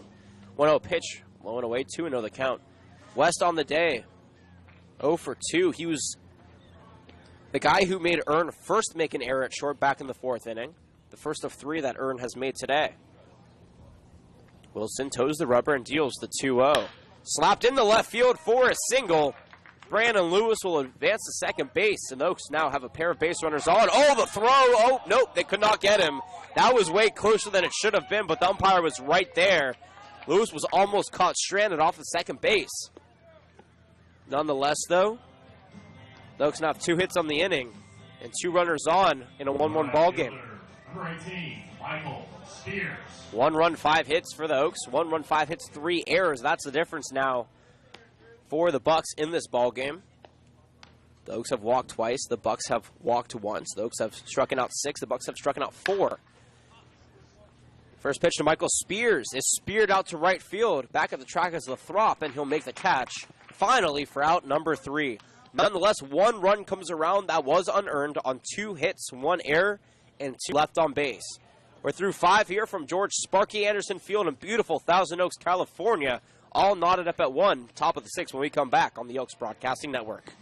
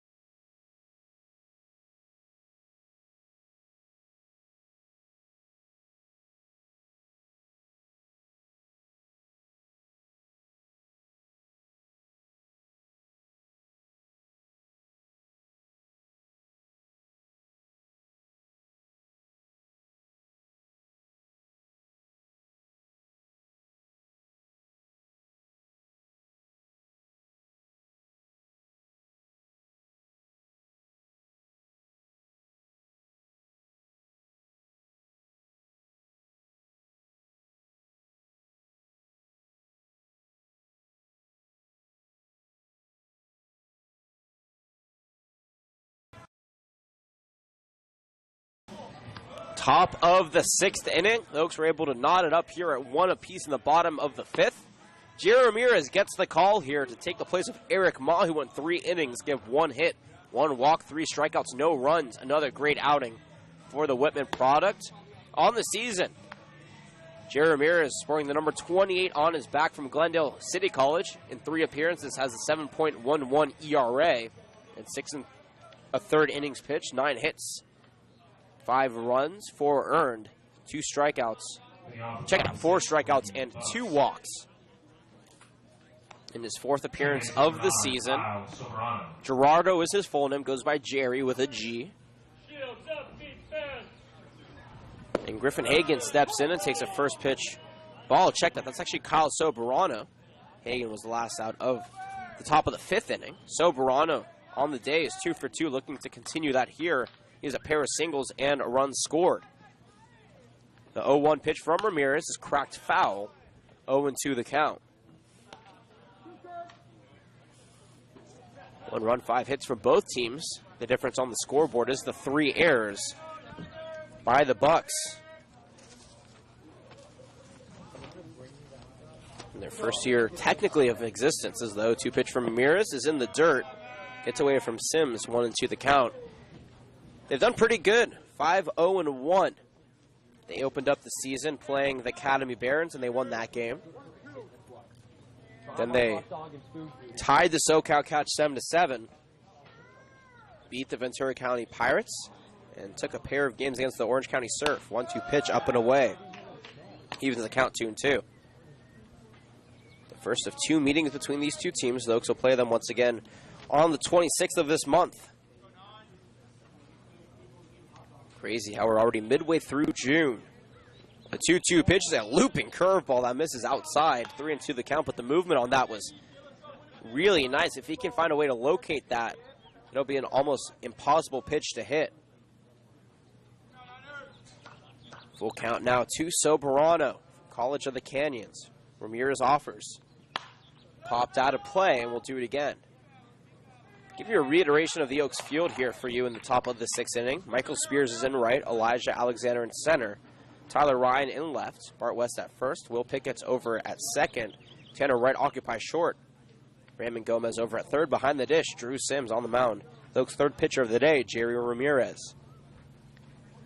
Puts that glove up to his face and offers the payoff pitch again. Swung on and missed. Strike 3 for Kyle Soberano. The first strikeout on the day for Jerry Ramirez on the first batter he faces. And there's 1 out up on the board here to kick off the 6th inning. Designated hitter number 7, Lucas Thrun. 1 away now for Lucas Thrun. He's 0 for 2 on the day with a strikeout, and he reached on a fielder's choice. Swings that one over to second. Backhanded on the outfield grass by Pickett and over to first for out number 2. Well done there by the second baseman. And there's a big reason why Pickett is headed over to a good baseball school in Cal State Bakersfield in the fall. It's because he's not necessarily the most offensively gifted player, but he's a smart fielder, and he finds alternative ways to get on base other than just using his bat. And when you have a player that smart, you want him on your team. Tyler Earn digs in here and swings and misses at a first pitch strike. He's 1 for 2 on the day, but 0 for 3 in the field. He's committed 3 errors at the shortstop position. He also has the only RBI on the day for the Bucks.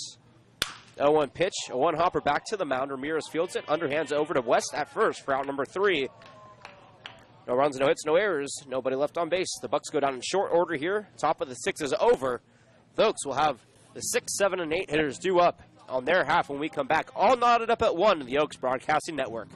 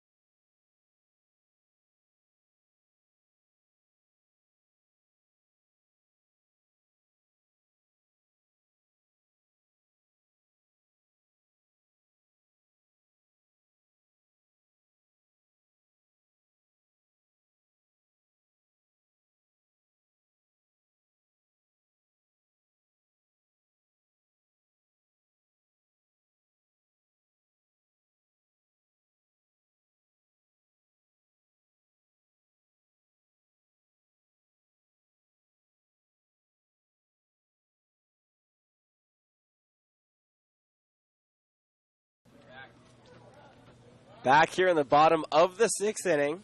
Tied up at 1 apiece here between the Bucks and the Oaks in an interleague game. New pitcher on the mound here. Sports number 12 on his back. He goes by the name Brian Duda. Undecided where he's going from Simi Valley. A 4th-year junior. Takes the place of Tommy Wilson, who went 5 strong. 4 hits, 1 run. It was unearned, 2 walks, and 4 strikeouts. The first pitch in to Drew Sims is taken low and away for ball 1. There's a fielding change, or not really a change, a switch, if you will, in the middle infield. Tyler Earn moves from short to second, and Kyle Soberano moves from second to short. Duda deals the 1-0. Slapped over to second to Earn, who's committed 3 errors. This one he fields cleanly and gets it to Duarte for out number 1. That must feel good now for Earn, finally making an out in the infield. Yeah, maybe that'll get him over the hump. That was an easy chopper right to him. Hard to mess that one up. But you got to start somewhere. I think he'll be fine from here on out. Will Pickett's now digging in 0 for 1 on the day. He hit into a 1-2-3 double play. And also walked back in the 2nd inning. Both teams playing fairly even. 1 run, 5 hits on both sides. Duda deals. Low for ball 1. Interesting pitching form here for Duda. He kind of stretches his arm all the way back and up and then whips it around. Can definitely throw batters off if they're not careful. From the stretch and deals the 1-0. Low and away, 2-0 the count to Pickett's. So on Sunday, I talked about it a little bit earlier. There will be an 11 o'clock All-Star game here that Andrew Lucas will be participating in for the high school seniors in the area, most of them who are going to Division I universities. Oaks head coach David Slees will be the coach in that as Pickett skies 1 foul into the parking lot, 2 on the count. So we will be calling that game on the Oaks Broadcasting Network actually at 11, 10:45-ish pregame. We'll keep you more posted on that down the road. And then there'll be a 2.5-hour break between that game and the Oaks 5 o'clock game against the Academy Baron. We'll, of course, have that game as well for you right here on the Oaks Broadcasting Network. Duda deals the 2-1. Slow hopper over to third, but it was hit into foul territory first, and that evens the count.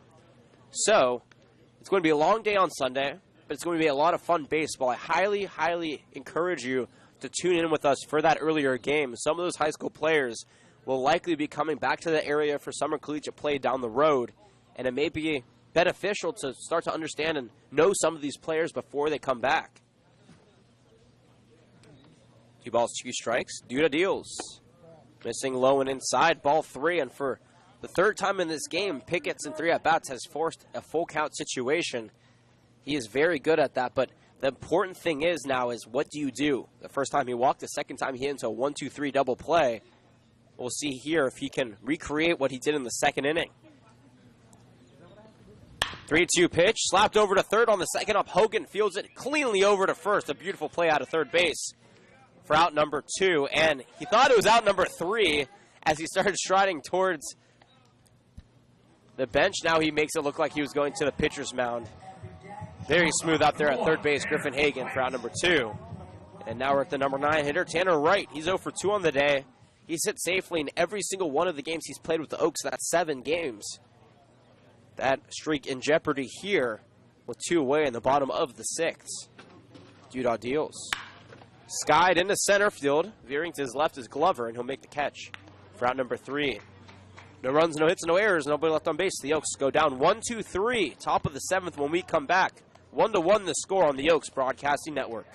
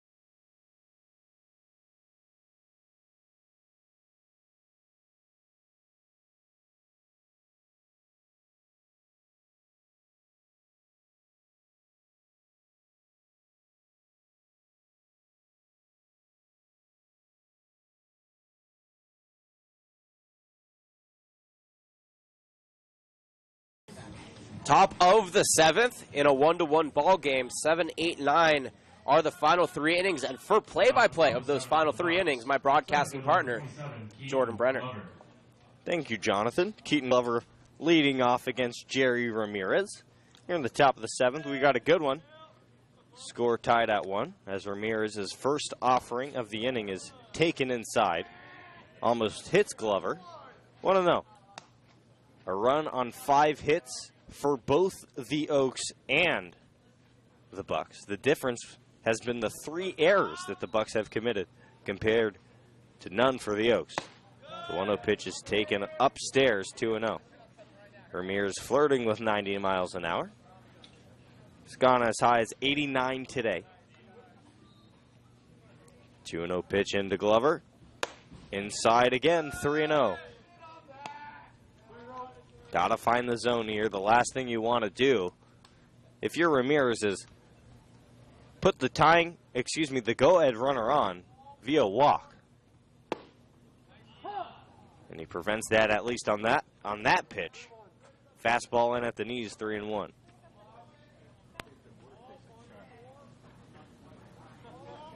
Here's the 3-1 offering. This time taken away and off the plate. A 5-pitch walk for Glover. He represents the go-ahead runner. Not a good start here in the inning for Ramirez. The Oaks have done a good job since that second inning when they gave up the lone run for the Bucks, keeping the offense at bay with only 1 hit since that second inning. The last thing you want to do is give bases to these batters because that gives them momentum, and that's the last thing you want to do is let them build any sort of momentum.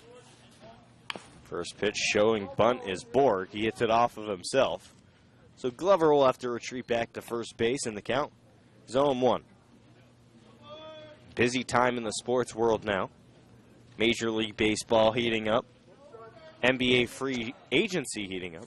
And Oaks baseball heating up, the one that matters the most. Absolutely.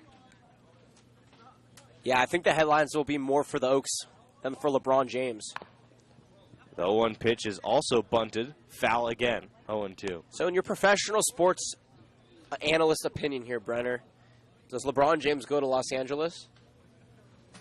As a Laker fan, I did not ask in your subjective Lakers opinion. I asked in your professional sports analyst opinion. He's not coming to Los Angeles. Maybe to the Clippers. I don't think he's coming to the Lakers. 0-2 now from Ramirez. Taken down low on the changeup, 1-2. That was a good pitch from Ramirez. Some umpires will give you that low strike and some won't. Couldn't get the call right there as he has a big smile on his face questioning that call. Nonetheless, though, you have to keep working. 1-2, Glover over at first base. Here's the pitch. Skied out of play towards the pool area. Watch out, kids. That ball wants to go take a swim. It's cooling down, so I don't know what that baseball was thinking. A little bit too cold to get in the pool right now. Well, with the heat that Jerry Ramirez is throwing, it's probably thinking, I need to get out of the 88 miles an hour that I'm being thrown in to a nice, cool, relaxing spa day. 1-2, the runner goes a curveball, and that's thrown into center field by Sims.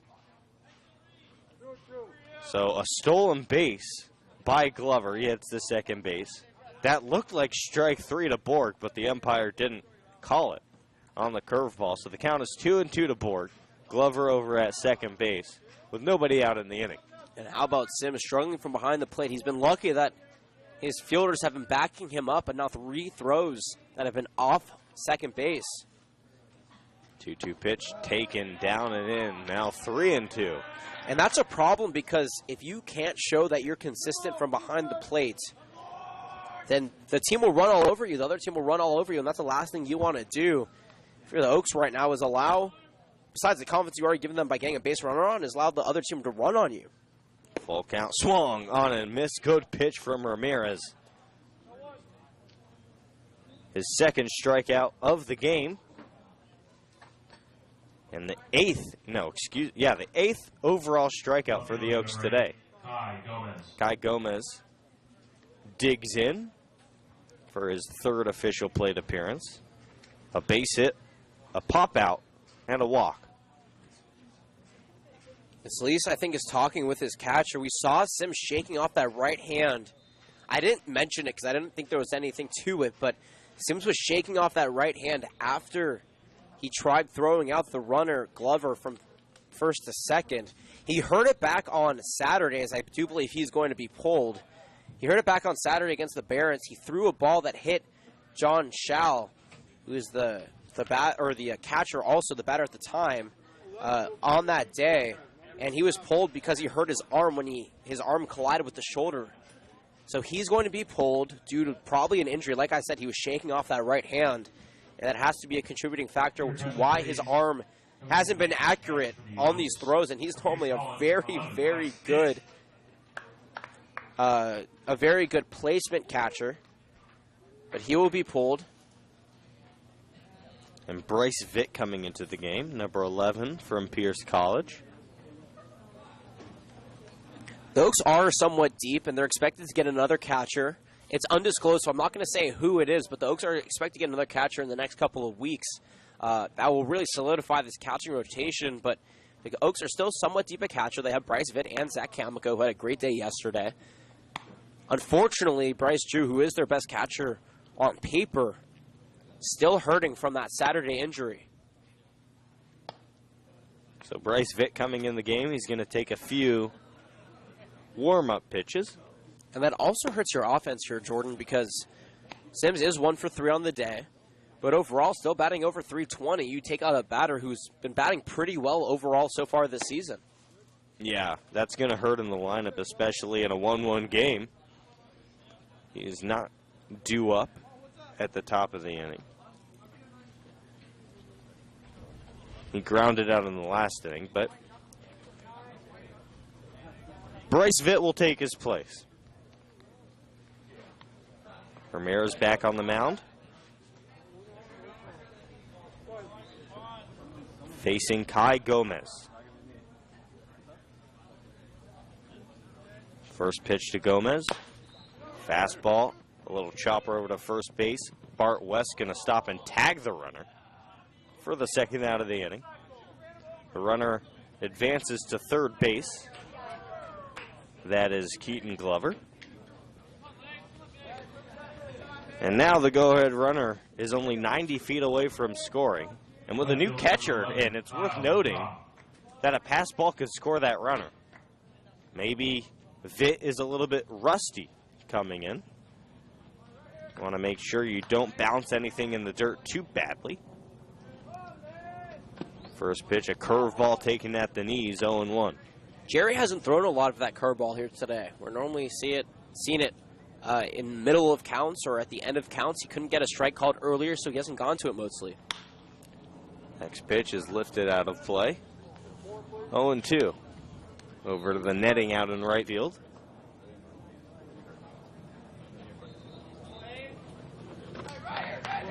Kyle Lothrop down 0-2. Takes a fastball upstairs and away. Lothrop 0 for 3, 2 strikeouts, a ground out. Playing right field today. The runner jogging down third base, a swing and a miss. They're going to call it a foul ball. All of the Oaks started to walk towards their dugout, but apparently Bryce Vitt didn't hold on, and thus it's just a foul ball.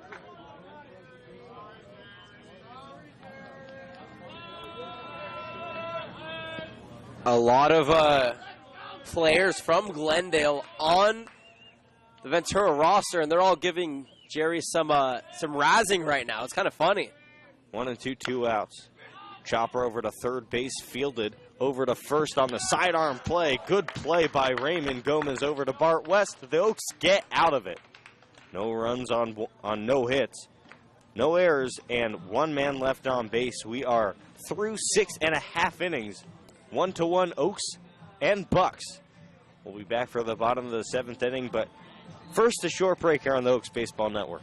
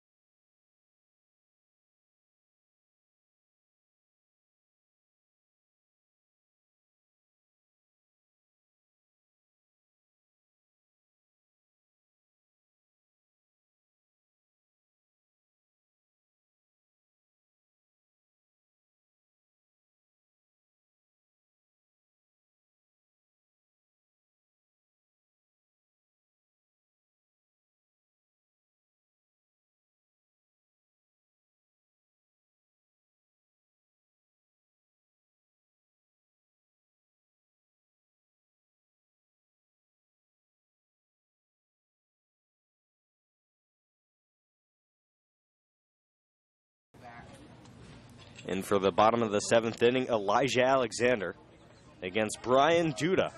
Alexander has heated up at the plate, to say the least. 3 for his last 3. A home run to end the game yesterday. A walk in the first and 2 base hits in the 3rd and 5th innings today. He digs in, representing the go-ahead runner. Duda gets a sign, kicks and fires. High fly ball off to right field. Medium deep. Lathrop in to make the play for the first out of the inning. That's the first time Alexander's going to go take a seat after an at-bat today. And his 3rd time leading, or actually 4th time rather, leading off on the game. Rather productive. You can't expect him to get on every single time, but overall, still a very productive day in the 1 hole for him. Raymond Gomez up. Sacrifice bunt in his last at-bat. 2 strikeouts in the 1st and 3rd innings. Fastball in the inside corner, 0-1. Tyler Ryan waits on deck. He's 0 for 3.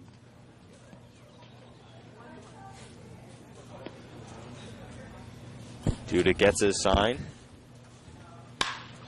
That ball's lifted out to left center field. Could drop over to make the play. Oh, what a diving play in left field. Kai Gomez. Did the ball drop? I think it did.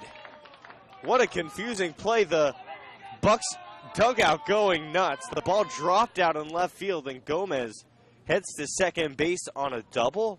That's one of the most odd plays you'll ever see. At first, I thought it dropped. Then I changed my call. Then I thought he caught it. Apparently, he dropped it, and Gomez now on second base as the go-ahead runner. Gomez cannot get Gomez out. What a play out there, though, and left by Kai Gomez. Regardless of if he caught it or not, the ability to lay out, sacrifice your own self-worth for the betterment of your baseball team, or at least try to, as there's a pinch runner here, Sam Shaken for the Oaks. To be able to do that in itself is not easy. Well done out of left field, and overall, lucky for the Oaks that Raymond Gomez is standing on second base, I think. Well, now he's not standing on second base because there's a pinch runner, and that's Sam Shaken.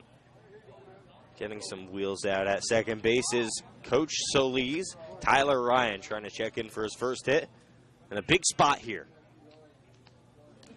Duda gets his sign. Long hold, and here's the pitch, a fastball away. 1-0. On deck, the always dangerous Brandon Lewis. And then Bart West. 1-0 pitch to Tyler Ryan. Fouled back out of play over our heads here in the broadcast booth. 1-1. 1 run, 5 hits, 3 errors for the visiting Bucks. 1 run, 6 hits, no errors for the Oaks.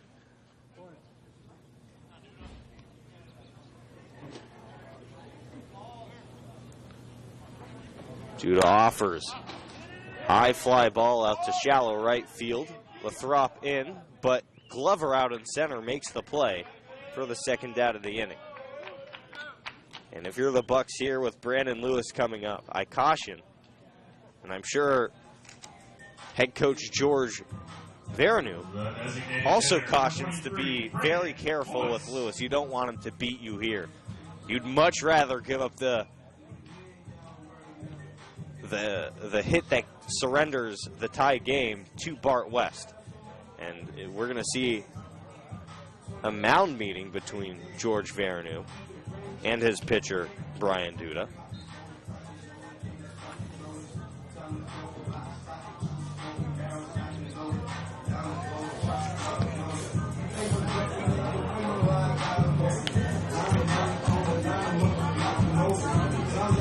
Yeah, Coach Vernu having a conversation with this entire infield.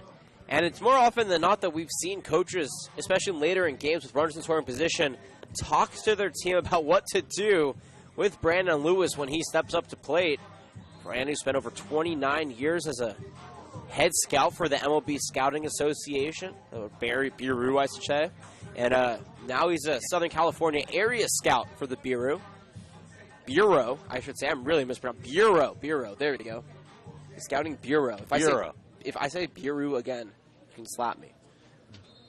Now I don't want to say it. The Scouting Bureau for Major League Baseball, nonetheless, he brings a lot of experience, a lot of expertise to this team, and I know that he scouted Brandon Lewis, which is why he's talking to his team. Lewis stepping in. Shaken leads off of second base. He represents the go-ahead runner. Swung on and missed for Lewis. A defensive swing, it looks like, and it's 0-1 to him. Lewis, a base hit back in the first, ground out in the third, reached out an error back in the fifth. Tuda gets his sign, holds for a while, big lead from Shaken, and Lewis swings and misses again, 0-2. He swung for the fences, and I think what the message was from Veranu to his pitcher was keep it off speed. Both pitches were fastball-esque, if you will, but both in the high 70s. Lewis way out in front of both of them. 0-2 now to Lewis. He takes a fastball up and in, 1-2. Lewis already a game-winning hit on the young season. Had the game-winning line drive base hit in the 11th inning against the Academy Barons out in Compton. Now a chance for another go-ahead hit. 1-2 to Lewis, off speed. He fights it off out of play. That was just left of a turning car. Everybody was watching it as it just got closer and closer to the vehicle. That car owner probably very happy, maybe a little bit scared to see that ball drop about a foot shy of hitting the bonnet of that vehicle. 1 ball and 2 strikes to Brandon Lewis. Tuda offers a fastball upstairs towards the chest. 2-2.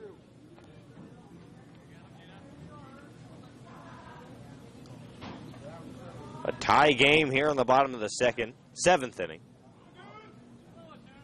1 on and a 2-ball, 2-strike count. Tuda offers inside to Lewis. Now the count is full. And after getting ahead 0-2, he's failed to put Lewis away. Shaken will be going on the pitch. Full count, 2 outs here in the bottom of the 7th inning. Big hole over on the left side. Here's the pitch. Lewis scorches one over to the shortstop. What a play on the short hop. Over to first to get Lewis in time. What a play by Kyler Soberano over to Dalton Duarte. And the Bucks get out of the 7th inning. No runs on no hits. No runs on 1 hit. No errors and 1 left on base. We're through 7 full here on the Oaks Broadcasting Network. New pitcher, 16.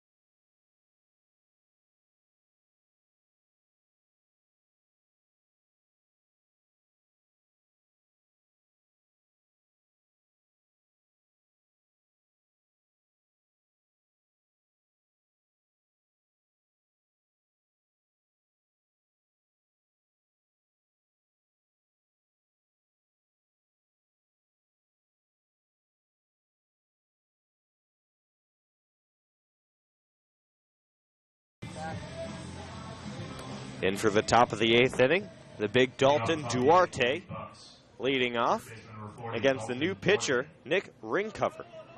For the Oaks, left-on-left matchup.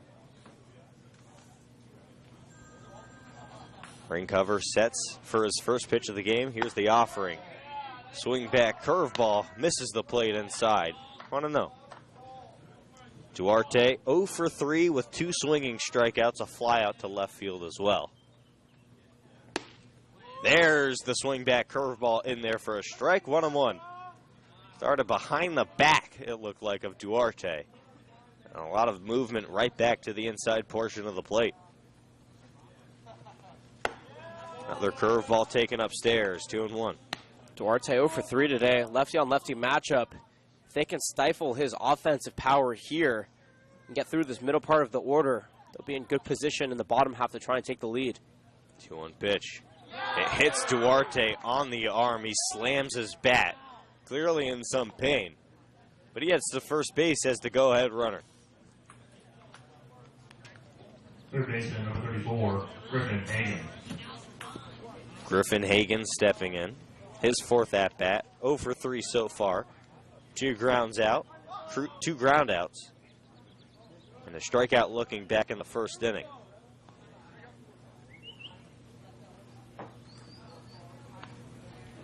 Hagan, a big right-handed bat. Got to be very careful if you're Ringcover here, a left-on-right matchup. First pitch is a fastball off the plate away, 1-0. Ringcover's been pretty good so far this season, though. Only 2 innings pitched, but no runs in those 2 innings.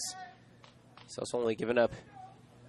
That was actually the first base runner he's given up as well. No walks, no strikeouts, no hits. Second pitch lifted out of play behind us, 1-1. Pitches for contact, and that's beneficial, especially later in this game, because as these players get tired, they're not going to be swinging as hard, and these pitches will be hit to fielders.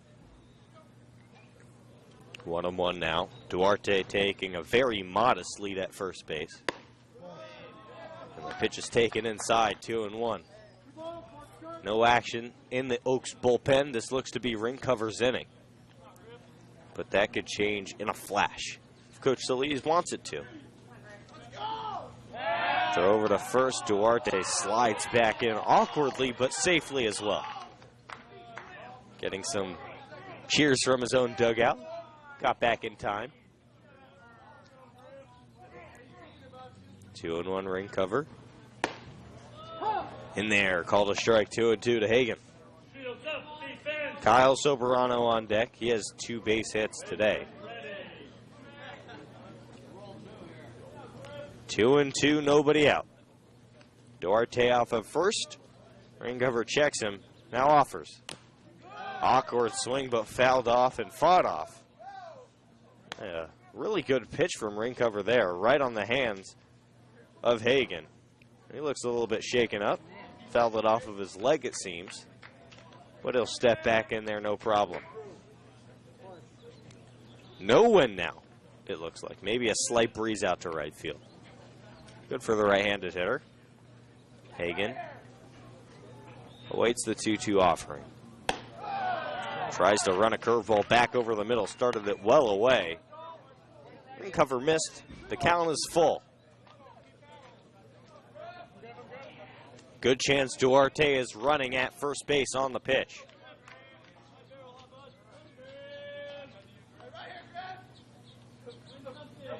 Ringcover checks the runner, offers, and swung on and missed by Hagan. First strikeout of the game for Nick Ringcover. And there's 1 out in the inning. Kyle Soberano stepping in. That high fastball in a 3-2 count is almost every pitcher's best friend because almost no batter catches up to it, and almost every batter swings at it. Ringcover, another left-on-left matchup. A curveball in at the knees, strike 1. Soberano 2 for 3. A strikeout, 2 base hits, a stolen base, and a run scored on the day.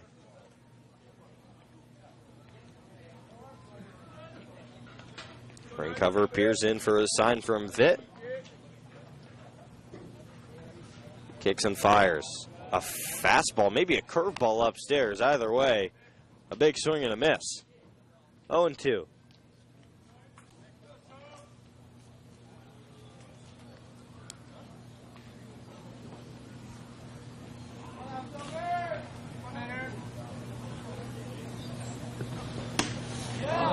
Pitch taken up and in, 1-2.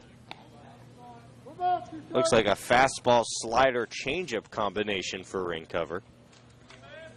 Has movement very similar to a curveball, but he calls it a slider. 1-2, 1 out, runner on first base. Here's the pitch. High fly ball in the infield. Coming in shaken, and Pickett's at third, and Pickett's makes the play on the mound for the second out of the inning.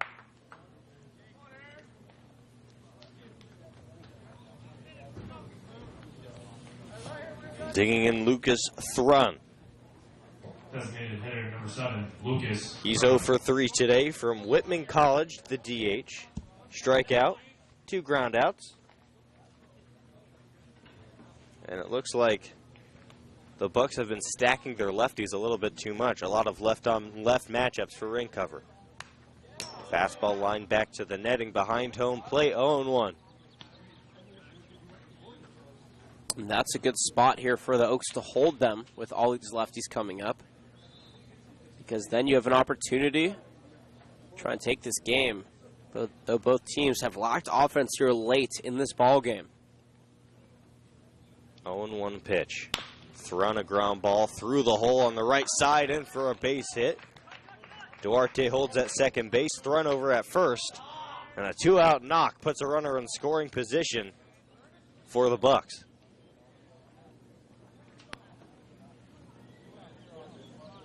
Next is Tyler Earn. Base hit back in the second inning. Fly out, ground out. His next 2 appearances. Trying to make up for all those errors out at shortstop. All would be forgiven with a knock right here. He was moved over to second base. Here's the first pitch into Earn from College of the Canyons. Fastball taken up and away, 1-0. Most of his teammates standing up in the dugout, urging him on. Thrown at first base, Duarte at second base. 1-0 pitch from ring cover. Offers in a slider, called a strike at the knees, 1-1.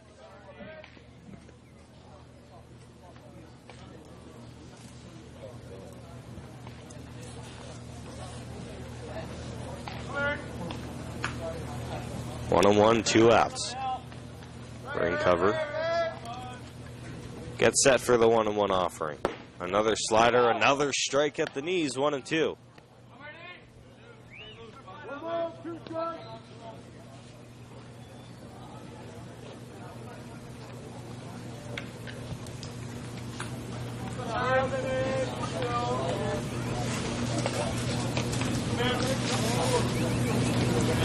Here's the 1-2 pitch. Check the swing. Yes, he went, says the home plate umpire. A scoreless frame for ring cover. Gives up no runs on 1 hit, no errors, and 2 men left on base. The Oaks come to bat in the bottom of the 8th inning, try to break this 1-1 tie here on the Oaks Baseball Network.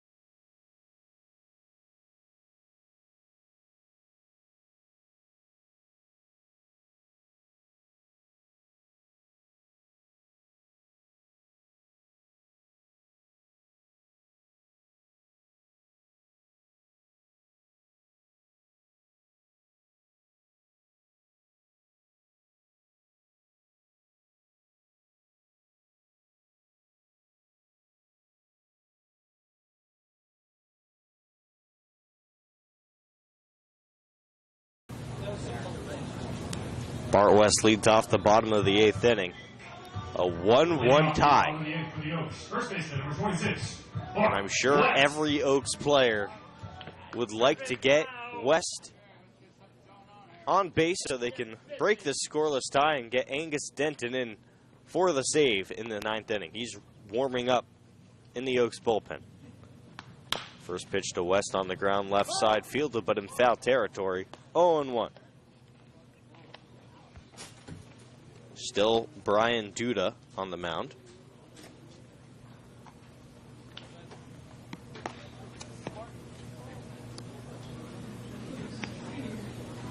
Bart West entered the day a .333 hitter. He's 1 for 3. They do have Alex Ravago warming up now, though, in the pen for the Bucks. 0-1 turns into the 0-2 on a fastball taken at the knees.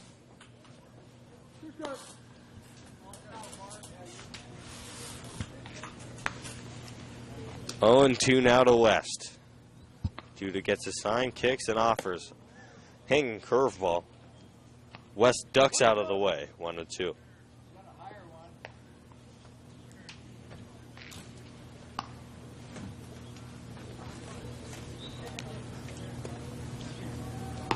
Kicks and offers. The 1-2 pitch taken down and in. 2-2 now.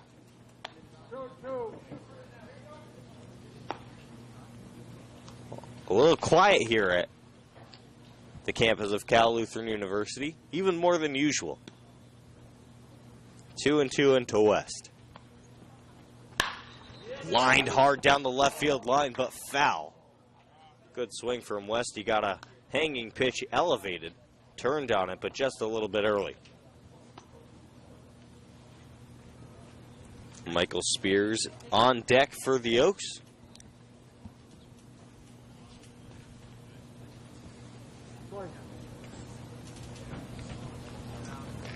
Here's the 2-2 pitch. Off speed taken in the dirt. Good at bat so far from West, who has had a strikeout problem on this young season. He forces the count full.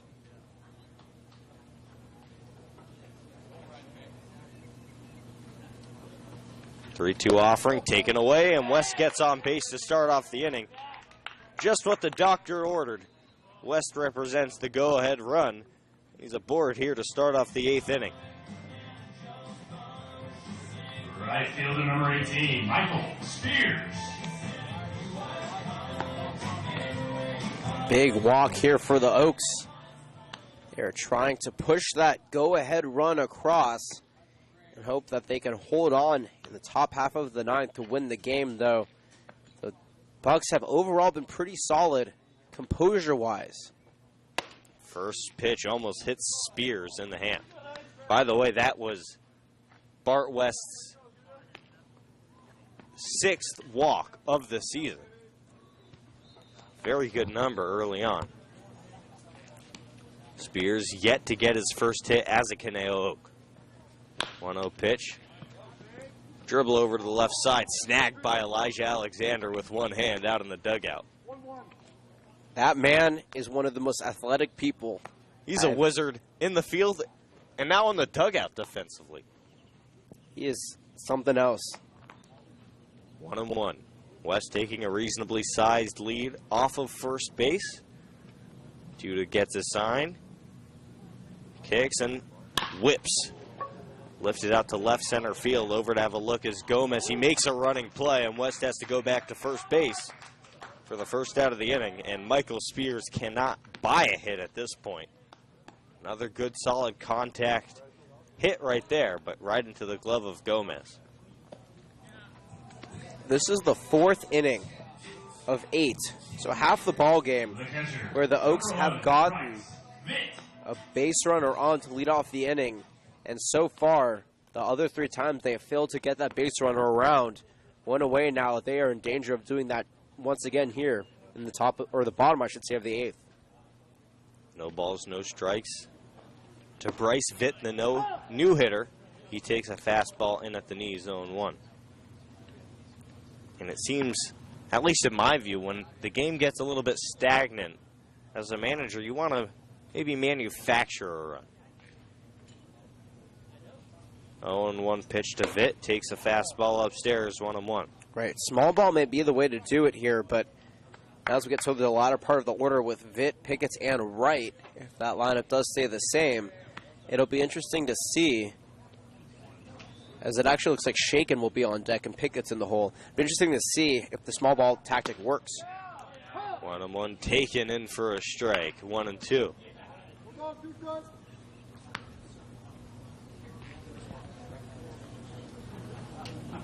This is Bryce Vitt's first at-bat of the game. Came in for Drew Sims, who started off the game. 1-2 pitches taken. Count even at 2.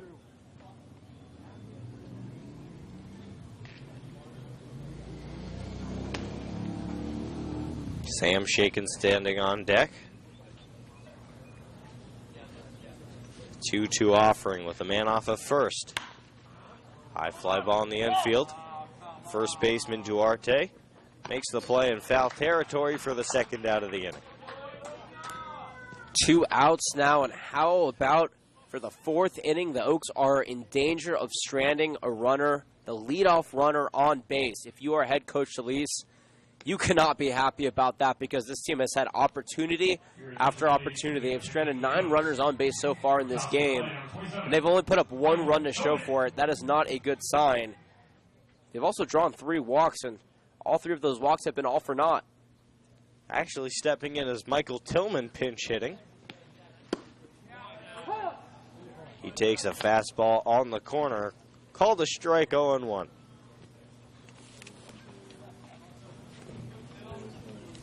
Tillman hitting .217 on the early season. No home runs.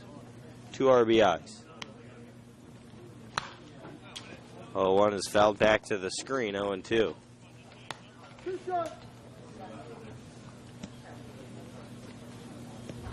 It's been a pretty uneventful game so far. A run for the Bucks in the 2nd inning. The Oaks answered that run with one of their own in the 5th. And other than that, zeros across the board. 0-2. Taken, called strike 3 to Tillman. He strikes out on 3 pitches. We're through 8 innings. No runs, no hits, no errors, a runner left on base. 1-1 tie. We head to the 9th here on the Oaks Baseball Network.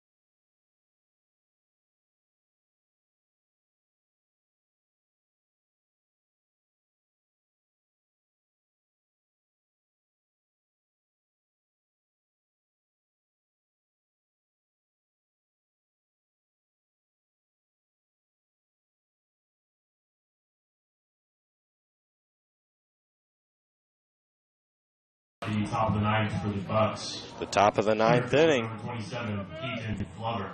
Center fielder Keaton Glover stepping in. Glover 1 for 1 with a hit by pitch and a walk. In for his 2nd official at bat, but his 4th plate appearance.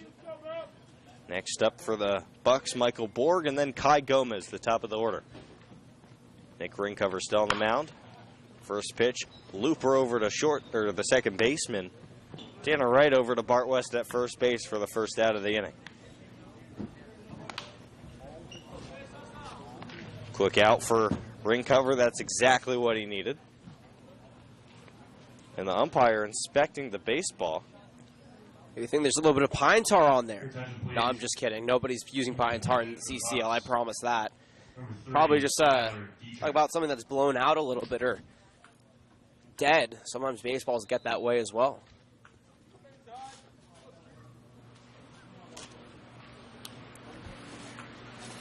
Stepping in, Michael Borg, the catcher. Fastball taken upstairs, 1-0. Borg flew out in the second. 6-5 ground out in the fourth and a strikeout in the seventh.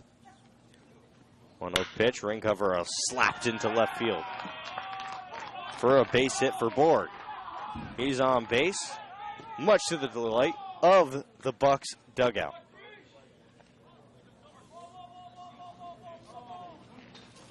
Pardon me, that was a pinch hitter, Tyler Dietrich, who got the Left fielder number base hit. 8, Kai Gomez. He's on first base. And now Kai Gomez stepping in.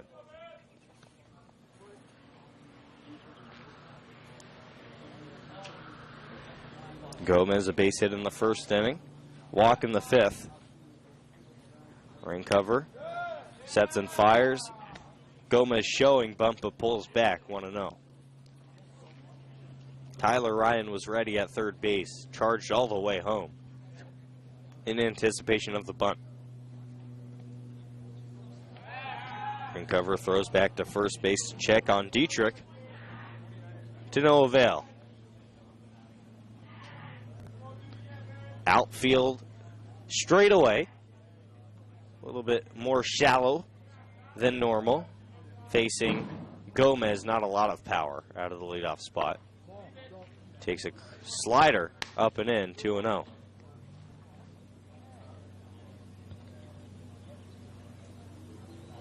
Nobody warming up in the Oaks bullpen right now. Action up in the Bucks bullpen. Ring cover throws over to first. Dietrich slides back in safely. Weather cooling down here at Thousand Oaks, as it often does in the later innings of these CCL ball games. 2-0. Off the plate away, 3-0. The Bucks 5-0-1 on the season. The Academy Barons. And they're competing neck and neck with the Oaks today. It looks to me like they may have a future in the CCL. 3-0 taken at the knees. 3-1 now to Gomez. They still have some tough games coming up on their schedule. They play the Foresters and the Blues down the road. Of course, the Foresters won their last two games both by 11-7. Both of them consistently. They put up 10 runs in the first 3 innings yesterday. 3-1 runner goes, but it's fouled back. Out of play, 3-2. Of course, the Foresters will be here next week. First of 4 games between the two arch rivals. I mentioned how that rivalry is unparalleled. Some may say USC, UCLA, or Boston, New York is the best rivalry, but nope. It is the Oaks and the Foresters. I am duly convinced. Why are you naming USC, UCLA in that grouping? That That is USC embarrassing. Not even the best in the Pac-12, by the way. The USC-UCLA rivalry is by far and away better than any of the other rivalries in the Pac-12. I put every single dollar to my name, which isn't very much, on that. The USC-UCLA rivalry is one of the greatest in sports histories if you go looking back since the 1920s. 3-2 pitch, runner goes.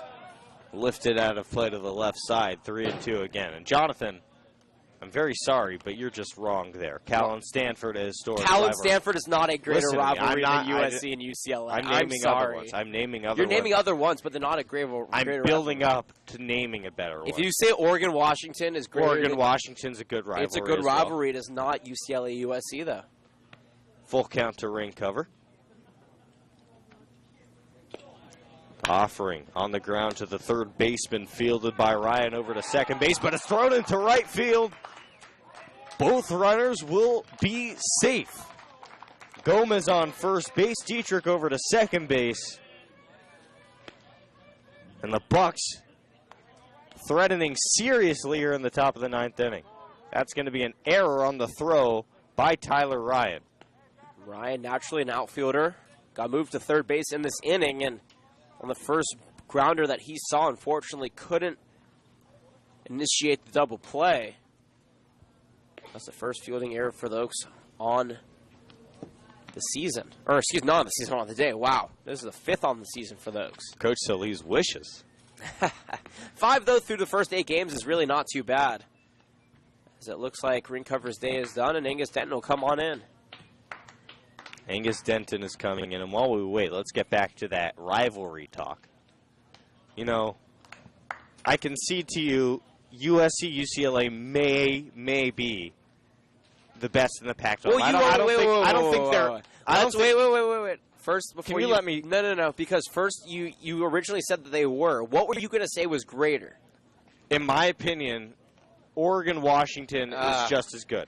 I've been going to USC UCLA games, and great. I've been going to Oregon. That is not an argument. I've been going to Oregon for 3 years, and I can officially tell you that the Oregon-Washington rivalry is not better than the UCLA. I would say that Stanford Cal is even greater than Oregon-Washington. The reason that the Oregon-Washington rivalry seems so good is because there's not much going on in the Pacific Northwest. There's not a lot of teams. There's not a lot of schools, so they don't have a lot riding on besides that rivalry, the Oregon-Oregon State rivalry, but there is nothing that compares. I mean, the Oregon-Washington rivalry is fun, but it is nothing close to USC-UCLA or even Cal-Stanford, in my opinion. The half-filled Rose Bowl and the half-filled Coliseum tells me differently. Well, think about it this way. The Coliseum holds 118,000 fans. Austin Stadium holds 62,000 fans. And how many more million people are USC-UCLA residents? The USC-UCLA rivalry, per average, if you go and look at television viewers, probably gets about 1.5 million more viewers than the Oregon television viewers. So it sounds to me like the rivalry isn't good enough to get your butts in the seats. They have more fans than both those teams, the Washington and Oregon teams have. Either way, mentioning USC and UCLA as some of the greatest rivalries in American sports is foolish. Oh, not even American sports, in the world. 100%. Look at Ohio State, Michigan, Auburn, Alabama. Just in the college ranks. Since in the 1920s, or USC-UCLA has created a rivalry. Alabama-Clemson now, because of what's been going on in the college football playoff, I think is even more intense than Alabama-Auburn. Michigan State is up there because of what happened with the punt a couple of years ago. But I still don't think that any of those... USC-Notre Dame is even a phenomenal rivalry. But I don't think any of them parallel the USC-UCLA rivalry. Well, let's get right back to the game. Kyle Lathrop in against Angus Denton, who was brought in to clean up the mess that Nick Ringcover created. Well, also Tyler Ryan with his error at third base. Anyway, the bunt is down to the left side. Denton sidearm over to first in time. 2 outs in the inning. Tyler Dietrich advances to third base. Kai Gomez over to second base. And that'll bring up Dalton Duarte. He is 0 for 3 on the day with a hit by pitch. And they're going to intentionally walk him and put him on first base, which will bring in Griffin Hagan, the third baseman, who's 0 for 4 with 2 strikeouts. Interesting move by head coach Salisa and the pitching staff, but I think I like it because you're pitching around a guy who has a lot of power, a lefty who, with a righty on the mound, you don't want to pitch to. Denton spins a fastball inside corner. 0-1.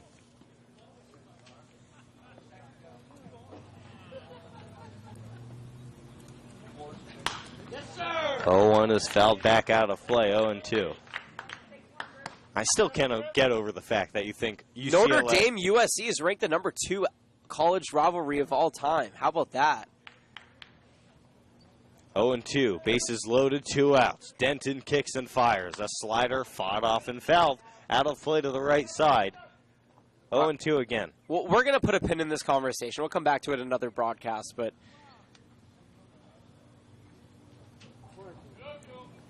Bases juiced. Dietrich at third, Gomez at second, Duarte at first. Pitch is fouled into the Oaks dugout. Brandon Lewis running out of the way of that foul ball. And still 0-2. Angus Denton came in, immediately got an out on the sacrifice bunt. Now trying to finish off this at-bat. Pitch is inside on the changeup. 1-2.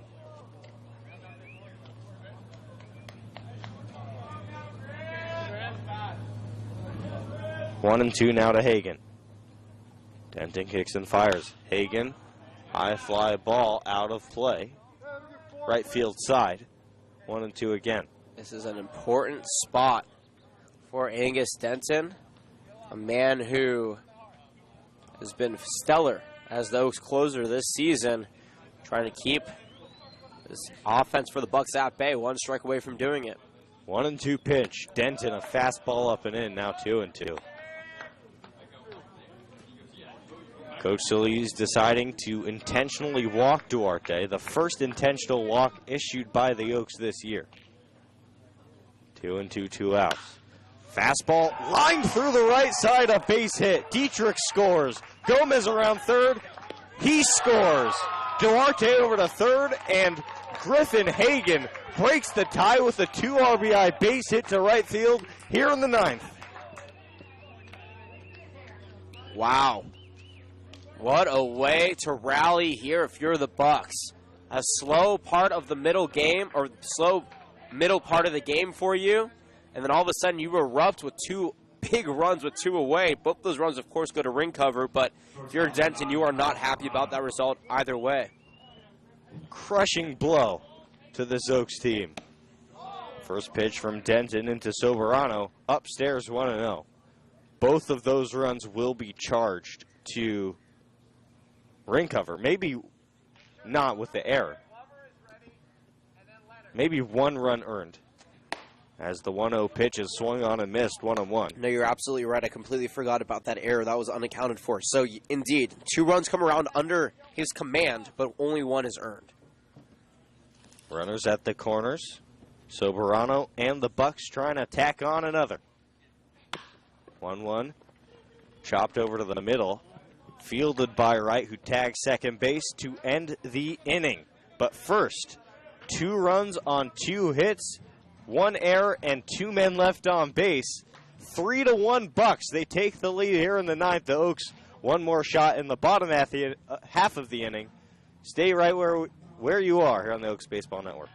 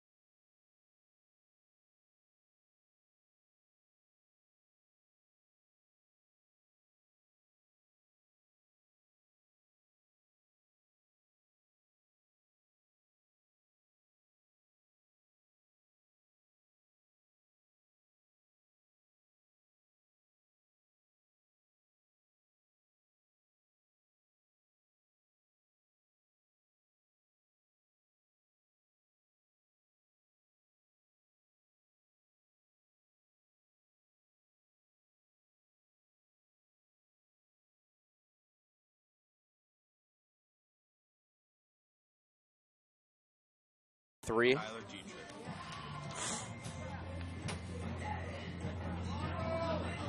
And what's the pitcher's name? Keaton Glover going for the save. Please, defensive substitutions for the Bucks. Remaining in the game and playing right field is number 3, Tyler Dietrich.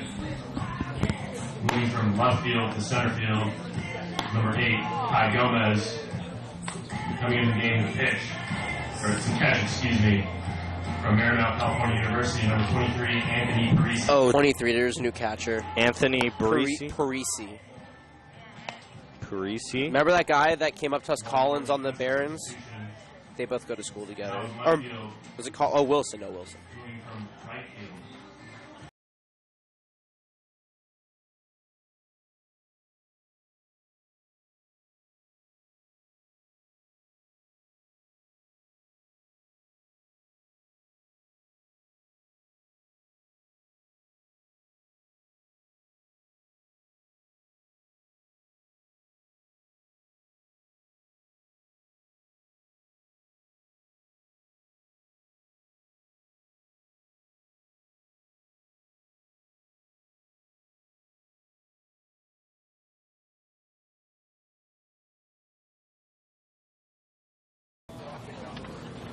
Back for the bottom of the ninth inning, Tanner Wright leading off for the Oaks. A new pitcher in for the Bucks, coming in from center field to pitch, Keaton Glover from the University of Pacific. And Tanner Wright on the day 0 for 3, 2 ground outs, a flyout, trying to extend his hitting streak. First, another defensive shift. Lathrop comes out, and it looks like number 13, Jason Whaley, who's undecided from Burbank, will take his place out in left. Also a new catcher in, Anthony Parisi. Tyler Dietrich, the pinch hitter, comes into play right field. Kai Gomez moves from left field to center field.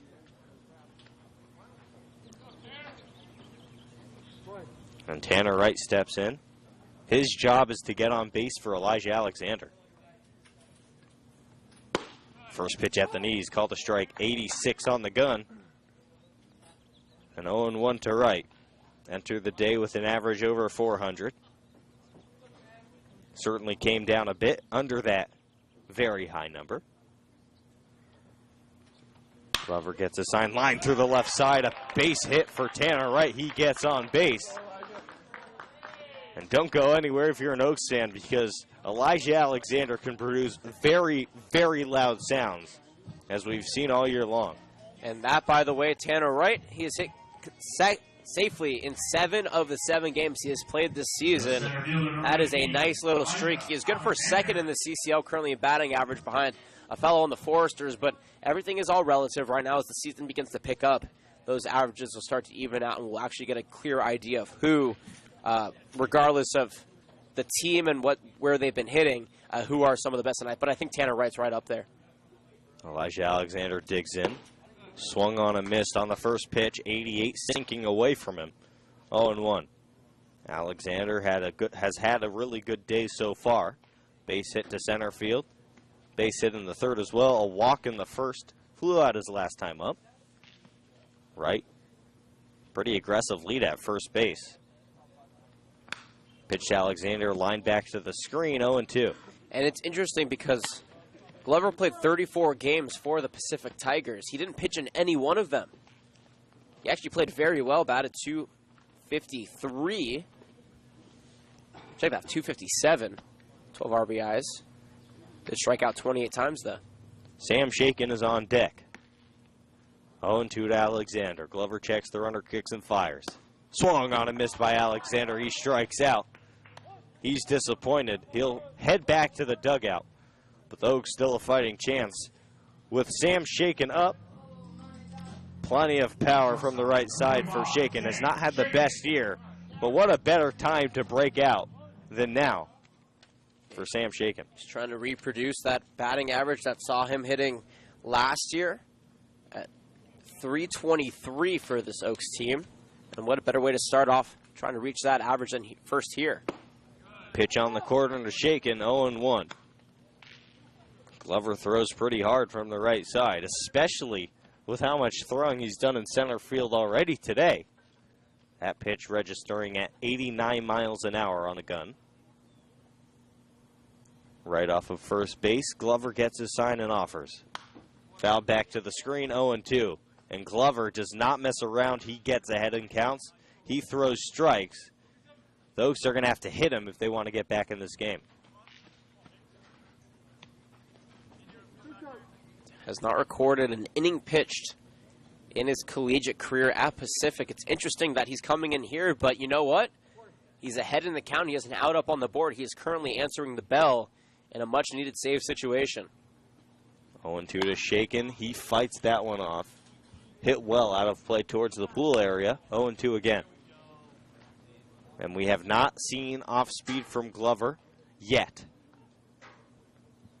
Maybe flashes some right here, but the fastball has been electric. Tyler Ryan on deck if we get that far. 0-2 to Shakin. Dribbler foul to the left side. He'll get another pitch. 0-2 again.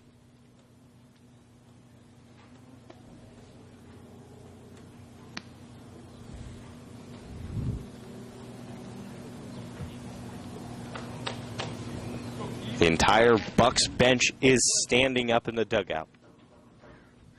Big moment for them, and also the Oaks. The 0-2 pitch to Shaken. Fouled back to the screen again, 0-2 again. And Glover touching 90 miles an hour on that pitch. Shaken was able to just get a piece of that barrel on it, way out behind it. If you're the Oaks, you just want to find some way to get this inning to Brandon Lewis. But I'm sure they'd be fine with another player getting the game-winning hit. Here's the 0-2 pitch to Shaken. Fought off out of play again. A valiant effort from Shaken, fighting off so many tough pitches, waiting for the one he can drive. The only problem is that when you're protecting like Shaken is, there's a bad pitch by Glover on the mound, and by that I mean a ball. Shaken may very well swing and miss. You have to be careful because now he's fighting off way down on the count 0-2 again. He's more prone to swinging and missing on bad pitches. That's not Shaken. That's just how batters generally perform in situations like this. 0-2 with an out. Right goes to second. Shaken swings and fouls off another out of play. Shaken's really hurting the wallet of Mike Scioscia and the Oaks administration right now because all these balls that are being hit out of play and lost. Some souvenirs from passerbyers.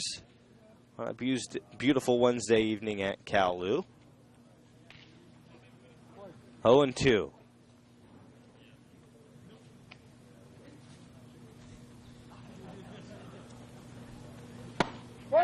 Glover, a fastball inside. Shaken began to go, but held up his swing. And the first ball in the count, 1-2.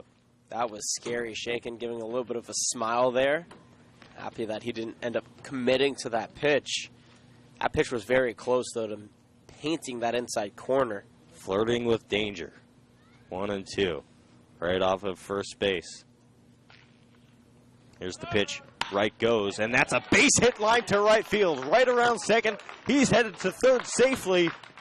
The Oaks have the tying runner on first base, the winning runner at the plate in Tyler Ryan. A clutch base hit for Shaken, who fought that whole at-bat. Now the question is here. A double play situation ends it. Tyler Ryan is 0 for 4. Do you pinch run for Shaken and try to get some speed out there at first, or do you hit and run? There is runners at the corner, so it's a good situation here for the Oaks, but the last thing you want to do is leave runners stranded to end this game, especially 190 feet away from scoring with your best hitter and most viable opportunity waiting on deck. Ryan, you mentioned 0 for 4, 2 strikeouts to ground out, a flyout. First pitch is swung on and missed, 89 miles an hour, 0-1.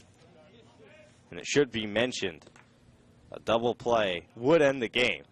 And Tyler Earn, the second baseman who started the game at shortstop, has 3 errors on the day. 0-1, 1 out. Runners at the corners. The Oaks trying to fight back in this one. Claw their way back. Here's the pitch. Low and inside, 84 miles an hour off speed. 1-1. And if you're going to display any sort of patience, this is the time to do it, especially if you're Tyler Ryan. Work the count. Make Glover work on the mound. What you want to do is make sure that he is uncomfortable out there, especially with that tying runner on first base. You know it's in the back of his mind. Brandon Lewis waiting on deck. We'll see here if Ryan can utilize that to his advantage. The 1-1 pitch. High fly ball. Looks to be in play. The catcher, Parisi, over, but he misses the ball. And the count is 1-2. The Oaks catching a break there. It has been so hard for catchers, for every team that has played here at George Sparky Anderson Field, to make that play behind home plate in foul territory. I don't know what it is. It's hard to spot the ball here. If there's just too much room. You know, catchers like room behind home plate, but there's too much because when that ball's hit that high, it starts to trail. And when it trails, it's hard to judge where it's going to land. When you have that much room, there's so much space for you to maneuver, and almost too much space. In the case right there for Parisi, he just had too much space and mistimed the catch. 1-2 pitch, Shaken running. Strike him out. Throw over to second. Shaken in safely. But the Bucks get the second out of the inning on a swinging strikeout from Ryan. A bad day at the plate for him, 0 for 5 with 3 strikeouts. But here's the Oaks guy, Brandon Lewis, stepping in. He represents the winning run here. The Oaks down 2. And he wants to recreate what he did yesterday with that home run out to left field. And, of course, now we're going to see probably a pitching change even. As Glover and the entire infield will talk with their head coach, George Veranu. This is an interesting spot. If you're the Oaks, obviously you don't want to be down. But if you're going to be down and you're going to have 2 outs in the bottom of the ninth with 2 runners on, there is no other guy that you would want up than the man swinging his practice swings right now in Brandon Lewis. He has 2 home runs on the season. He has 5 RBIs, which ties the team for the most with Tanner Wright. And he is about as clutch as they come. He didn't get drafted out of junior college because he wanted to play at a 4-year university. Major League Baseball scouts knew that, so they didn't offer him any sort of signing bonus. And he is going to absolutely tear it up at Irvine. He started up this season so far. The day has been a little bit slow for him. He reached on an error, only has 1 single and an RBI, but on the season, still batting over .310.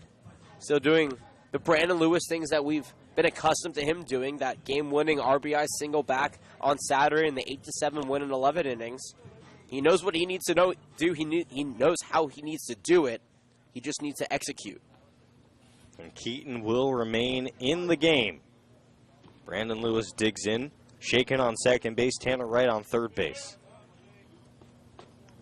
3-1 in favor of the Bucks. Keaton kicks and fires. Fastball up and in to Lewis. He takes it 1-0. 90 miles an hour there.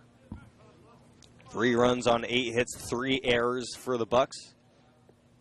1 run on 8 hits, an error for the Oaks.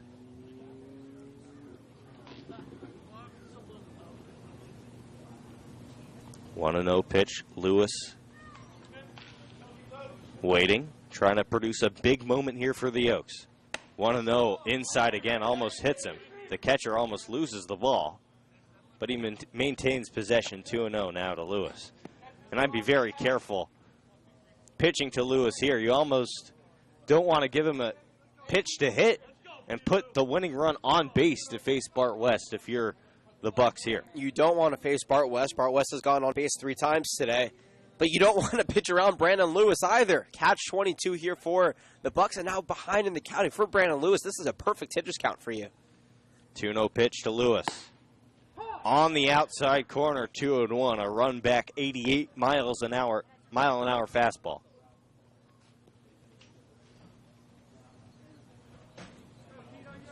Two 2-1 count, 2 outs. Outfield is medium deep. They would have a tough time throwing out Shaken from the outfield on a base hit. 2-1 taken inside, 3-1. Off speed from Glover. Does not want to hang a pitch over the middle to Lewis. He's being very careful. It's hard to blame him. But now down 3-1 in the count. Low and away is the spot you want to hit. If you don't hit it and you walk him, it could be worse. You could have hit another spot in the strike zone and given up that hit, but still a 3-1 count, a favorable situation here for Lewis. 3-1 to Lewis. Swung on a missed fastball up and in. The count is full. And this is the moment you dream of as a young baseball player. A chance to tie the game. 3-2 full count. 2 outs in the 9th inning. Or as a pitcher, 3-2 full count. 2 runners on.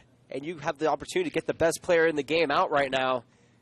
Wow, what a situation for both these teams. It goes both ways indeed. Full count pitch. Lewis awaits. Called strike 3 at the knees. Lewis can't believe it. And the Bucks escape George Sparky Anderson Field with a 3-1 victory. Wow. I am mesmerized. What a pitch by Glover. Brandon Lewis can't believe it. All he can do is smile. Head coach Shalise strides out and just gives him some words of encouragement. That pitch has been there all day long, so it makes sense that it was called. Lewis thought it was low. Glover, everybody has to tip their caps off to him. That was the only spot in that at-bat that he could have hit where Lewis wouldn't have swung, and he did it to perfection. Great job from the mound by Glover. Wow. Yeah, it's important to give Glover some credit there because that is as scary a situation as you can get from the mound, coming in from center field and being able to strike out Brandon Lewis when he has a chance to tie or even win the game. That showed a lot of guts on the mound. And this Bucks team, how impressive have they been? They improved to 6-0-1 on the season. They have now beat multiple CCL teams, and as a CCL affiliate, it's looking like they're going to be able to maybe enter the league next season. Yeah, this is a big win for them. 3-1, stifling an Oaks offense that put up 14 runs yesterday against the Orange County Surf. Wow, this team has been inconsistent. The Caneo Oaks, that is. The Bucks now 6-0-1. The Oaks are 4-4, still 2-3 in the CCL, but seriously, have to tip your cats off to the Bucks. They played quite a baseball game today. Overall, a wonderful baseball game to watch. If you're an Oaks fan, it's unfortunate. If you're a Bucks fan, you have to be elated with how this team played. It was a lot of great baseball, defensively and offensively on both sides. Yeah, the final line: 3 runs, 8 hits, 3 errors for the Bucks. 1 run, 8 hits, and an error for the Oaks. Both teams strained at a lot of runners. At the end of the day, it was the 2 runner difference between these two teams that were the difference. The Bucks stranded 9 runners. The Oaks stranded 11 runners. Your final game time, it finished at 7:26 p.m. The final game time was 2 hours and 56 minutes. What a game we've seen. One of the most exciting games we've seen all season. And it comes down to this offense's inconsistency that we've seen all year. Yesterday, they come out to the field, they put up 14 runs. They come back today, they only put up 1 run. That can't continue if you want to compete in the California Collegiate League, can it, Jonathan? It cannot continue, and it's an unfortunate issue that the Oaks have had year in and year out at the beginning of the season. They will play a formidable opponent in the SoCal Catch on Friday and Saturday, and the Barons on Sunday. So it is going to be interesting to see how they adjust to the offensive lack of output, I guess you could say, here as we hit now the middle part of the season. The stretch that will really determine. The Oaks always start to heat up in the middle of June, then they slow down in the beginning of July and heat up at the end of July to make the playoffs. Though this season the CCL is stacked from top to bottom on every team. Every team has an opportunity to compete.